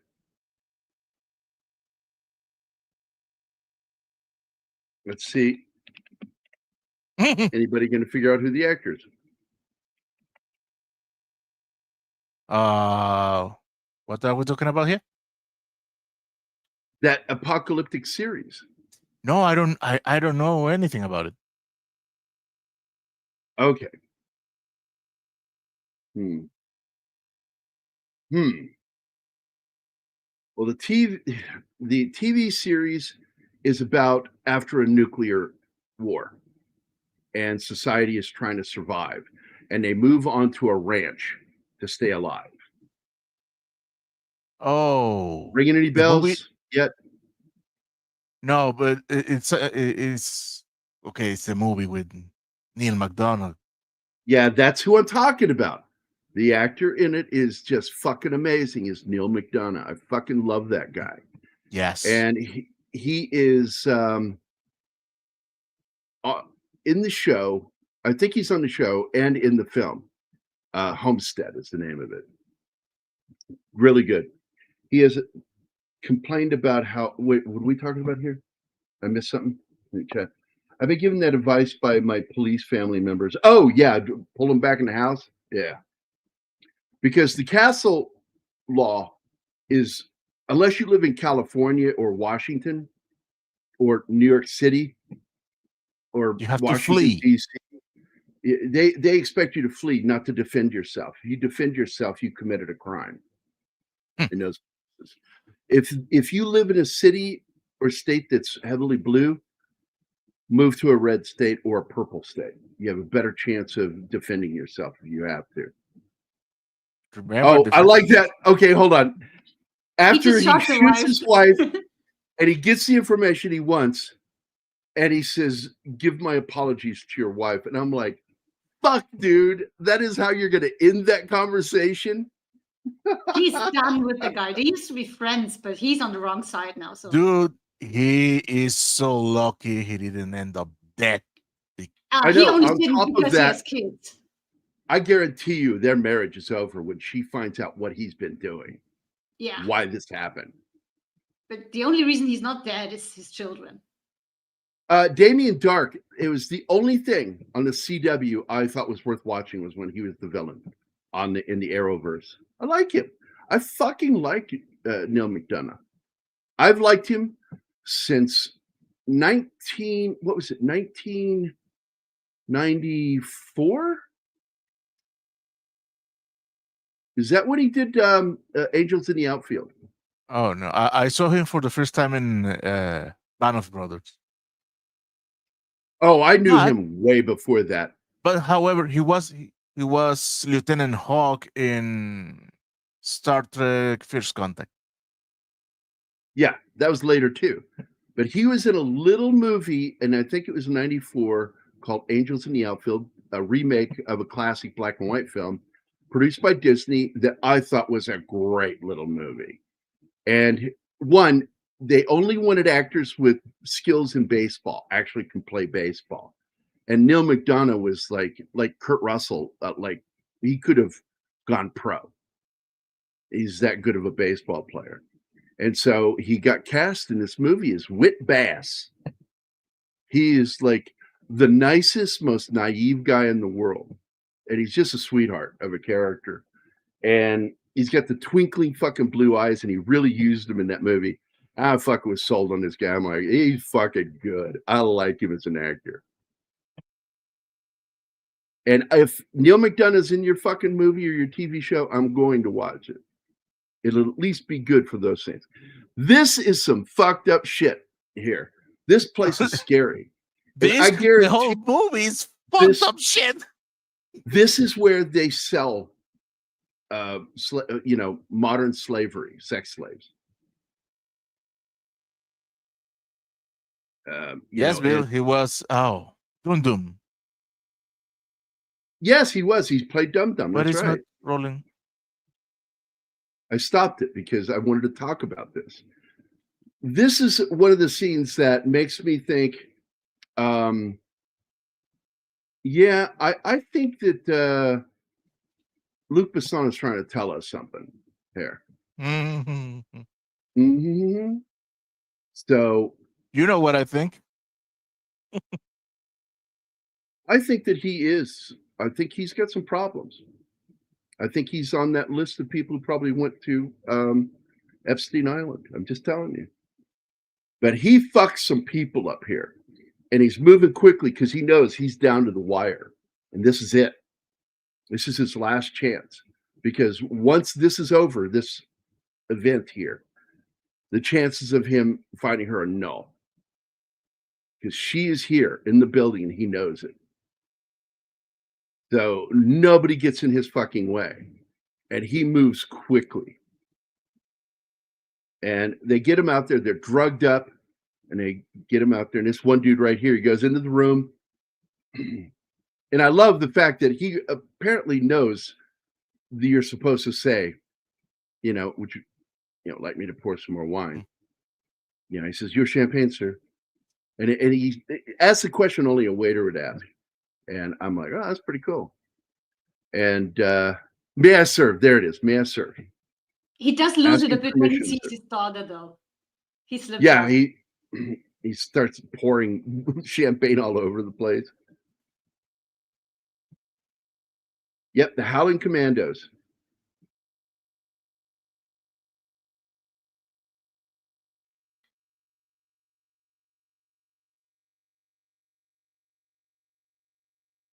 Because one reason why is because he knows he's going to have to tell her that he's bent. And I'm telling you, I got shot because you're a corrupt political figure.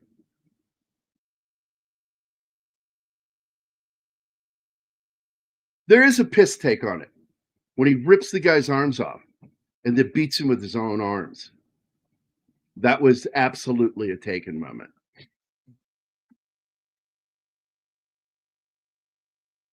That was him taking a piss on himself. I fucking love that movie. I laughed my butt off on that. I was shocked at how funny it was for me. He's making him buy his daughter. I love it when an actor plays a character that's taking himself seriously, but is clearly taking a piss on the genres and themselves. Leslie Nielsen did that. Leslie Nielsen was a dramatic actor. And that's why when he did like Airplane and The Naked Gun, the TV series Police Squad and all that, he was just having some fun because he got a great sense of humor in real life. Fucked up sense of humor, but a great sense of humor.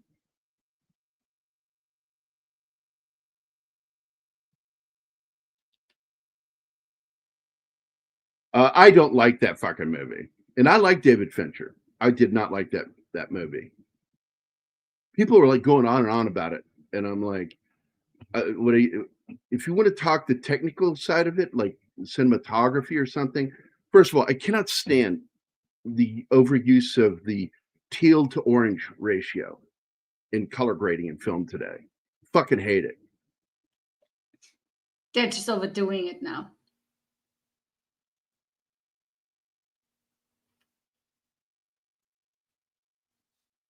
Oh, self-deprecating, you mean, Gambit. I know what you mean. Self-deprecating. Absolutely. I like that kind of humor. That's why, somebody will go to take a piss on me and I'll do it before they do. I'll take a piss on my ego in a heartbeat. I'm thinking. Best advice given to an actor was the young lady from the Scary Movie franchise. She was terrified to do comedy. Terrified. And she went to somebody with a lot of experience in doing comedy and said, what do you do? He says, you have to remove your ego. You can't have ego and do comedy and be funny. You have to be willing to be the butt of the joke, to look stupid. And he says, once you've conquered your ego and can do that, you'll do comedy. And she did. She's funny as shit. I think she's funny. Anna, I think one of the right? Anna Faris. Yeah. Yeah. I like her. She did that really terrible movie with her future ex-husband, Chris Pratt, where they wanted to make a German movie at home. Mm. And he like eats all this really bad Mexican food. He goes, I saved that up for you. And she goes, you did that for me. I'm like, oh my God, this fucking movie's insane. No, I know it's not everybody's cup of tea, but man, I do like my super girlfriend with her. My problem was Uma Thurman. I can't stand her. I have problems with her. Now, when she's in the right thing, she's in Dexter, Resurrected. And I can tolerate her character in that. Because you're not supposed to like her. Because I just don't like her. Anyway, back to this movie. So I pause it so we can not get distracted. So this is the buildup, and I love this guy here. He's like, in this quietly. Gives him the order, kill it. Quietly. This is what, for a moment, you think, okay, now he's done. He's not getting out of this situation. It's like, how is he going to do this? And he fucks these people up, even though he is handcuffed. And the dude outside is like, sends his other henchman in. Will you go in there and remind them? I said, people? yeah. Do they know what the meaning of quietly is? And then he fucking just starts shooting him limb by limb in the elevator, just putting a round in his fucking legs, his arms. He's pretty much maimed this guy because every bullet round in a limb breaks bones. Yeah. This guy gets exactly what he deserves, I've got a family, I've got kids. And you do this? You do this? Yeah. You do this and you're a father? And so I like it when he gets the information from him, he just fucking empties the gun into him. We're watching this and like they say, oh, what they don't understand about quietly is they don't know how to die quietly. That's the problem. Yep. Yeah, are you watching it too? Oh, no, you need to watch it. If you liked the original series of Dexter, but hated Deborah Morgan as a character and the actress that played her, because I can't stand her at all. I mean, I just want to start punching a baby when she starts talking. I cannot stand her voice. Deborah, and her fucking, always cussing to look tough, and it just sounds so phony. I hated her character. I kept praying she would die, and then I found out she was involved in a relationship with me. Oh, she's never gonna die. And then they broke up, but then she still didn't die. And finally, they killed her at the end of the show, and I'm like, thanks a lot. And then they do a whole season without her, a new series, and it was awful. I'm like, fuck off. I don't like this. Oh, she was a horrible character, dude. And the actress, I can't stand her. She has one of those faces where one side of her face looks like it wants to escape the other side. Ouch.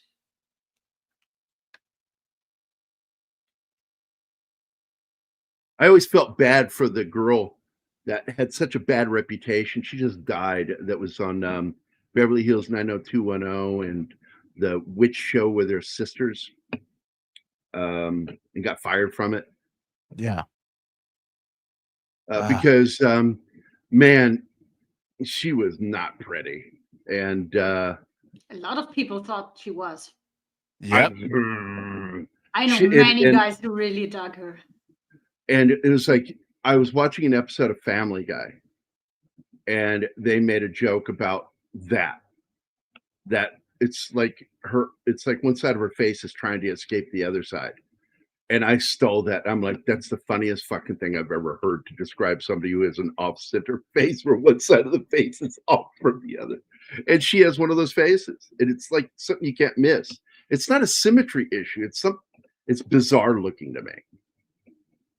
She had Shannon Doherty. I feel bad for her. What a horrible way to die. And she was vilified. And I think she probably deserved it. But also the people that were vilifying her on that show, that witch show, they were bitches too. Charmed. Like, charmed. Oh, wait, what's this? She looks like she had jaw reconstruction surgery and got botched with the Joker chin. Yeah, there you go. You're onto it, Lady B. You should watch Kevin Pollak do Liam Neeson. Oh my God, I've seen him do it, Bill. First of all, I'm a big fan of Kevin Pollak. I have been since the 80s. He's one of those guys that was on my radar very quickly. He did a little movie that was about a kind of a rat race movie where they're all trying to get to this prize. And I fucking fell in love with him in that. I thought he was the funniest thing I ever seen. Then I saw his comedy act. And that scene where he did Star Trek with all those different people, because he does a great William Shatner, but then he does Peter Falk and all these other, like John Ignatowski from Taxi is so spot on, his impression of him, physical and everything. This is such a quick wrap up, by the way. This wrap up here, this final fight scene, the big boss scene, is so abrupt. Can we talk about how he's going against traffic to catch up with that boat? That was insane. Crazy fucking chase scene. Then he gets on that fucking boat and he just starts going through these guys, getting hurt in the process. But he's just murdering these guys. And then he gets into that room and the last big boss is there and he's got his daughter in his hands. Some kind of says, shank or something. We can negotiate. And he just fucking puts a bullet in his head without even hesitation. Next to his daughter's head. We can negotiate, and just fucking shoots him so quickly. It's over. Like that. That's it. It's over. He has his daughter with a knife to her throat and he just shoots the guy. Yeah.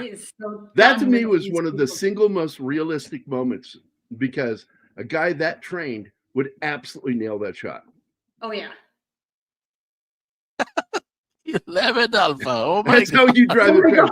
God. Look, I've been in Paris, dude. I'm telling you, that place is nuts. Okay, I will tell you this, and I mean this from the bottom of my heart. The person who created the roundabout should have been taken out and shot. And that anybody who today still likes roundabouts should be taken out and flogged. They should be absolutely voted out of office. They're the worst thing on this planet, roundabouts. Because you're going to create something that is going to test the skill of some of the worst fucking drivers on the planet. And I'm telling you, there are a few drivers on this planet I don't like to be around than Parisian drivers. I said it. I'm sticking to it. Yeah. Been there. So this shootout, look at all those bullet holes. I mean, so much gunfire. And it's happening so fast. This is a fast scene. It's not just guns, it's knives too. Yeah, knife fighting. Oh my God, this scene is so fucking intense. And he did And a it ton of is his own stunts. That's what impresses me. In his 50s, doing his own stunts. 56 years old. Jesus Yeah. Christ, man. Oh. Yeah. That's why when I saw the 4th John Wick movie, Alpha, I wanted to stop watching it right there at the Arc de Triomphe scene. I'm like, fuck that. Well, you This guys is are not bullshit. used to roundabouts. You don't have a lot of them over there. So Yeah, we have them here. Fuck yeah, yeah, we do. I hate We them. have Really? them here in Mexico too. I'm fine with them. My problem is the drivers around me. never drive in And- Austria. The tiniest villages have them. It's crazy. We have them where they're not really needed. Yeah, she was fighting other bitches, Lady V. I absolutely get that. I totally get that. It's funny, the pot calling the kettle black. Oh, here it is, right here. We can negotiate. Bam, bullet in the head, and he goes back. And I'm like, that's it. It's over. I'm like, oh, there's no big final boss fight. Oh, okay, he just fucking shot him. All right, I like that. Yeah, every single one of those officials who thought that was a good idea should be taken out, flogged, and removed from office. Public flogging should be a thing.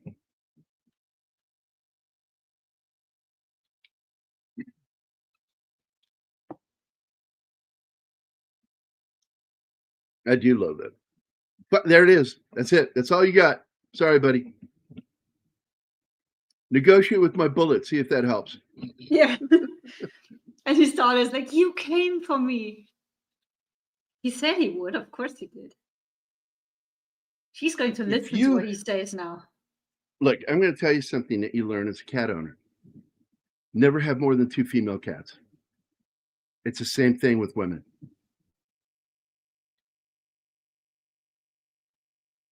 I will never go out again or disobey you ever again, Daddy. I have 4 daughters, my wife, my mother-in-law, and 4 female cats. I bet there was a lot of fighting. A lot of the thing about girls is some of the nasty ways they fight, emotional stuff. I have 2 half sisters on my mom's side who are like 2 years apart in age, and they were great together. Always. Well, you're They talking lived blood together after relation. moving out. I'm talking about when you get women that are not fucking related. And it's the same thing with cats. You should never have like 3 female cats because shit's going to go down. Territorial shit. Depends. It depends. I got 4, I'm telling you, and well, If they 3, get along and you have enough room, it's fine. We have a problem. There's a problem here. Well, yeah, that's That's too what many I'm telling cats in a small house. well, Female. it helps that 3 of the 4 females are daughters of the other one, so they have been You together can't since. compare having more than 2 to having 20, Gerry. I had oh my God, I'm so done with this conversation. I just wanted to fucking make a started it. comment and move on. No, I just wanted to make the comment and move on. So, to finish up this fucking movie. And it's like, well, we're gonna make a big thing out of this. It's like, look, man, I know that there are problems with females and females in groups. And I've seen how girls fight in real life. So you guys are like, but my special situation is like, fuck off with that. God almighty. You are going from Create your a special conversation that doesn't need to take place, because what I'm saying is not true, but it's not absolutely true every situation, but it's not true. So God, man. So the character arcs in this story are really only the mom and the daughter. They're the only ones who learned a fucking lesson for their fucking behavior in this film. And they learn to appreciate the guy that they shit on, especially the mom. I also had a cat named Beaker. He was named Beaker not for the Muppet, but because when he sat down, he looked like a beaker. And he lived with 4 dogs. And the dogs learned to fight like cats, and my cat learned to fight and play like a dog. It was the most bizarre thing I'd ever seen in my life. It was awesome. Oh, there she goes. There she goes. I have a new appreciation for you. I'm so sorry I ever made you feel awful all the fucking time, because I guarantee you she did that to him all the time. Oh yeah. That's the reason they divorced. What's this? They can either lift each other up or fight for the crown. But yeah, there you go. And it's like in my family. I have sisters, and they're fucking awful.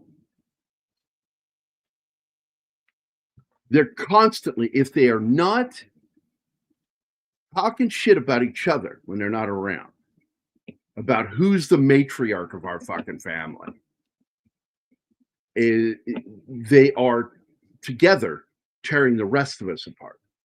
And it led to me finally telling my sisters to their faces, if I weren't related to you, I'd have nothing to do with you. Let me know when somebody dies and I'll come for the funeral. But past that, we have nothing to talk about. And the only time I contact, and you know this, is if I need information about the past on something. Because I just can't stand them. I can't stand them. I love them, can't stand them. So there we are. That's the movie Taken. I do like this movie. Ends with him taking her to that singer's house. And the vocal So she coach, can learn to sing. coach is there. Yeah. And if That's she's really nice. good, she She'll will have a hook career. her up with a career. Yeah, I think that's wonderful.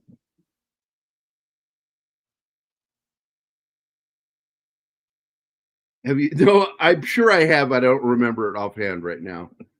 What happens, Alpha?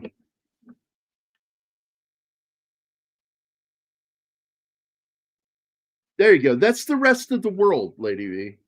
My sisters are fucking awful. I can talk to my sister Michelle, but she has schizophrenia. So I'm limited to how long I can talk to her, because if she's having an episode, I don't want to talk to her. Yeah, the biggest mistake she made is trying to do surgery, and they fucked her face up. I feel bad for her. And again, it's Hollywood. Hollywood makes women feel like they're not of value when they start to age. And some women, actors grow into it. Like Jessica Tandy was one of those actors. She went from playing young and beautiful to being somebody's grandma or mother and then grandma. She accepted it.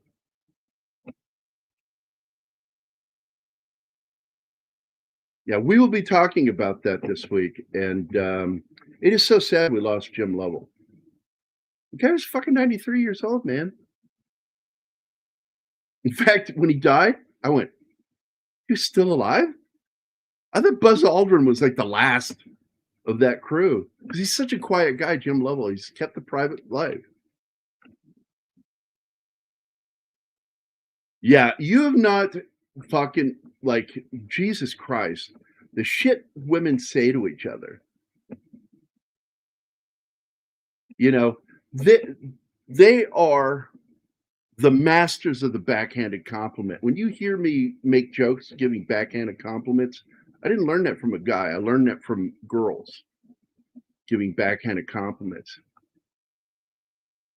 You look really good in that dress for your size. I did that to Zoe one time, where I remember she came in. I said, "Oh my God, you are so beautiful. I don't know how you pull it off with such a big nose." It was funny as hell. Her reaction, put her hand over her nose. She goes, "Dad!" I'm sorry, baby, you got my nose. Yeah, schizophrenia, man, oh man. I'm telling you, people like that can deal with that. It's hard. I've had to deal with it twice in my life with people. I'm just telling you, man, schizophrenia. And my daughter, not my daughter, my sister of all people, man. We were so close when we were kids, and as an adult, hard. It is hard to spend time with her or talk to her because you never know which Michelle you're going to get. You don't. Are you going to get Michelle that's having a schizophrenic episode? Are you going to have normal Michelle who's on her medication? Or are you going to get Michelle that's self-medicating and going into a cycle? Because she cycles too. And I remember my brother Michael, my brother who passed away, I went over to talk to him, and he says, Michelle's just here. And I went, yeah? And he goes, and he started crying because he didn't know how to handle it. She was talking in Seussian rhymes. She was in a cycle, schizophrenic loop. And she couldn't speak in normal sentences. Everything has to rhyme. And it was the first time he ever had to deal with it. That was the first time. So, yeah. And I don't want to go dark, but like I got so frustrated with my sister Michelle. We got all the kids in the backyard around the pool at my sister Luann's house. This is in Gilbert, right outside Phoenix, still part of metropolitan Phoenix.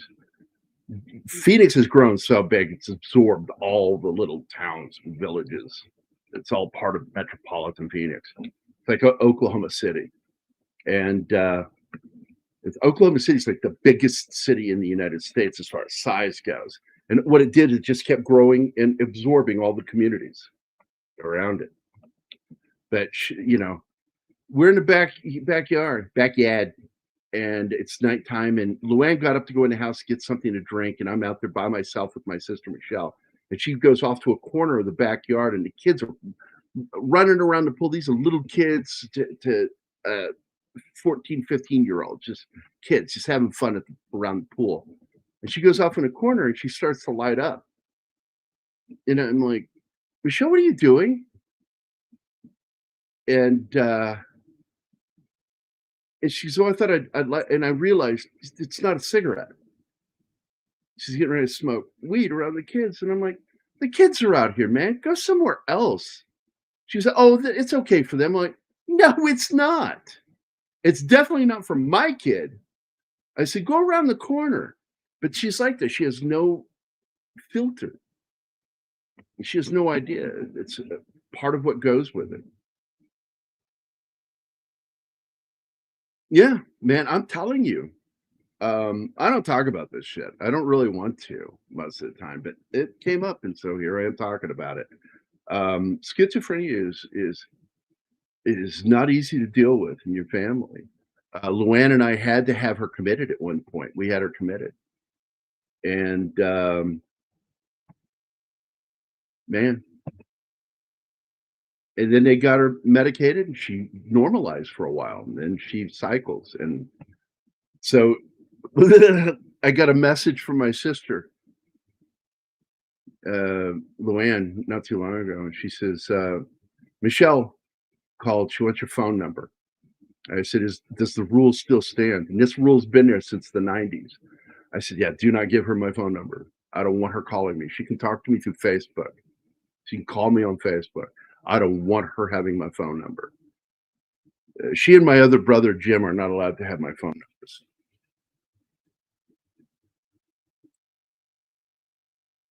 numbers. Looks kind of Stepford. What are we talking about here? Weapons.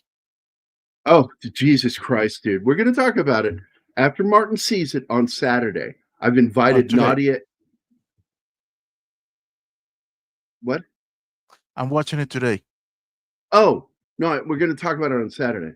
And you said no today. And I'm like, we're not doing it on Saturday? I thought we were doing it. Anyway, so, okay, I get what you're saying now. All right. He made it sound like he's going to see it on Saturday, and then we talk about it. No, we're going to talk about it on Saturday. Yeah, I know. And I've got it scheduled. I've invited Nadia and Greg from Vanzi to join us and do a little show talking about the film. We're not going to get non-spoiler review. We're going to talk about the film without talking about the film. And I was surprised. I fucking liked it. I fucking liked that movie. You're not the only one, Bill. I don't need to see it. Gerry told me what it's about. I don't. Oh, it gets gory. It gets gory. You know, I don't have a problem with that. I enjoyed that. I enjoyed it. I will admit I was cheering when it happened. This one scene, I was like, I wanted to get off my ass and jump up and go, yes. It's the zombie possessed things that I just don't dig. I don't want to go into it. Don't tell that. Don't say that. No, I'm just saying it's not the gore that I don't want to do it. It's the other aspect of horror that takes me out. I tell people, look, if you enjoyed not American version, but the original Grimm's fairy tales that can have dark endings, this movie's for you. Weapons. I don't think I've ever read one of the originals. I know that they were. When I don't found think I out ever got my hands on one. I was reading the homogenized version as a kid, I immediately went out and I wanted to read it. And so I went to the library. My dad, he would always take me to the library. Spent a lot of time in the library, public library as a kid. I went to the funeral of the fucking librarian, my hometown. I'm close friends to this day with the librarian of my dad's hometown, Ruth. We're still friends, fucking love libraries, man. I spent my youth in bookstores, magazine racks, and fucking libraries. And I'm telling you, man, Grimm's fairy tales, when you get the original stuff, oh man, why they had to change it in America, I'll never know. I never understood that. Kids can handle that stuff. Ick movie is horror in a sliver kind of way, but not blood and guts gory. I think I remember seeing the trailer for that or a teaser for it. I'm done with all the loving and amusing characters that we've loved and cherished as children being turned into horror psychopaths. Now, what I'm tired of, Gambit, is taking villains and trying to make them good guys by Disney. And leave those characters to what they are. They're fucking villains. They aren't misunderstood. They're misanthropes. And stop trying to do that. When someone goes, well, they did it with Star Wars. I went, well, Star Wars, Darth Vader is a villain. He's a villain who didn't start out as a villain. And he had a son who believed in him and helped him, but he still had to die. Unpopular opinion here. In my eyes, Vader is not redeemed. Anakin is not redeemed. One single act doesn't take back all the shit that he did. Oh, he's murdered a lot of people. I don't think he's a good guy anymore. That one act of saving Luke saves him for the rest of the world because he should still be executed for what he did. But the fact is, for a son's love and the limited experience he's had with his dad, he won and he got his dad back. And that's all that fucking matters. Story. I concur. What bothers me is all the people say, no, he was redeemed at the end. No, he wasn't. No, he's still a fucking murderer. He's still guilty of killing all those people. Alderaan. Oh, I'm absolutely going to see Nobody 2. Are you fucking kidding me? No way I'm missing that movie. It says we all know how villains are made. And so anyway, the thing about Anakin is that he was duped and tricked into to believe things. But the thing is when you see the prequel trilogy, he kind of looks like a fucking asshole to me. I just think George Lucas is a terrible writer. I think that he's a good idea guy, and he needs to hand shit over to other people that know how to write. Yes, he failed in his portrayal of the shit that happened to Anakin. Yeah, and Anakin should have been just like Luke, because he says, I like circular storytelling. It's important. He does it all the time. He does. He loves circular storytelling. And what does he do? He makes Anakin a little kid. Anakin should have been like Mark Hamill, Luke Skywalker, and been too old. And that would have been circular storytelling. Whatever, George Lucas. I fucking hate his executive producer. And that would have justified the reluctance of Yoda in training Luke in Empire. Exactly. Lucas, no. I don't even want to go into that, buddy. I fucking hated the sequels. And I was okay at first with The Force Awakens if they had gone somewhere with it and brought the three together. But when they killed Han Solo in that movie, and I can't help it, I did cry, but I cried because of my childhood, not because of what they did in the movie. Like, it was written really well. I thought it was a stupid death. It was a stupid death. It was a pointless death. It's not like he's going to become a Force ghost. Well, he's Obi-Wan Kenobi. No, he's not.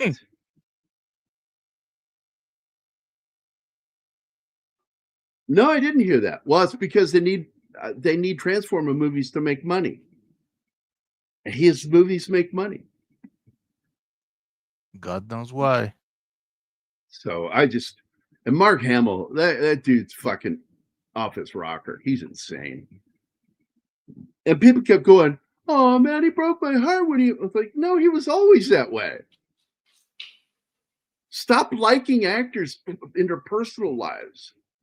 Focus on their skills as an actor and stop trying to find out about them as people, because the odds are you're not going to like it.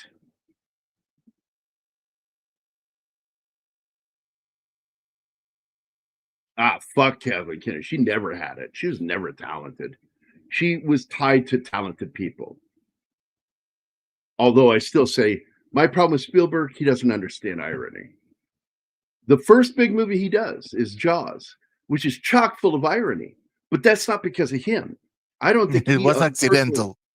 It was because it's in the script.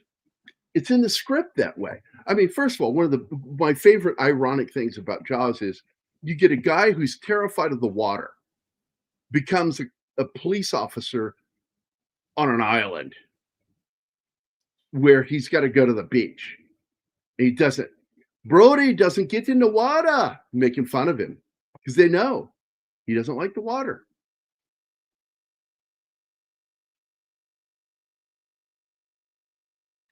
Oh, for making him younger? Yeah. The guy that did that worked with Quarter Crew. And it's the video he did with Quarter Crew got him hired by Industrial Light and Magic. So he's the one that went in there and did the Mando scenes with Luke Skywalker, which was pretty good. I actually liked season 1 and season 2. It's season 3 when Kathleen Kennedy was brought back, because Bob Chapek had actually managed to get her away from Star Wars and had her working on other stuff. So she wasn't there to devil Jon Favreau. And but the minute Bob Iger came back, first thing he did, it's like, what are you doing? Why is she over there? No, we're not doing any of that shit. Come back to Star Wars, Kathleen Kennedy. And then we got season 3. And thank you, Bob Iger, you fucking cocksucker. Fuck that guy. YouTuber did, yeah, good that one. All right, so we're gonna get out of here, guys. I love this movie. I do. I like this one. Not a big fan of the second or third, but I have watched them. I don't think they're anywhere near as good. But I loved seeing Liam Neeson get paydays. Finally make some real money. It's always good when you see somebody make it. And he's never gotten an ego over it. He's a very humble dude. Good Irishman. And I am absolutely a Liam Neeson fan. I fucking loved him since '86. I think it was the first time I saw him in something. Kroll. I think Kroll was the first one. I don't know may what be you're wrong. talking about. Kroll. Krull. He was one of the Kroll. bandits. Yeah. Okay, it sounded like you're saying Crow, and I'm like, I don't remember him in The Crow, and that was in the '90s. Potato. So Kroll, he was in that, and he was in Excalibur. And right off the bat, and by the way, I still love that story because it's while making that film that he met Helen Mirren, and they had a very intimate relationship. They fucked around and then moved in together, and had a great fucking relationship.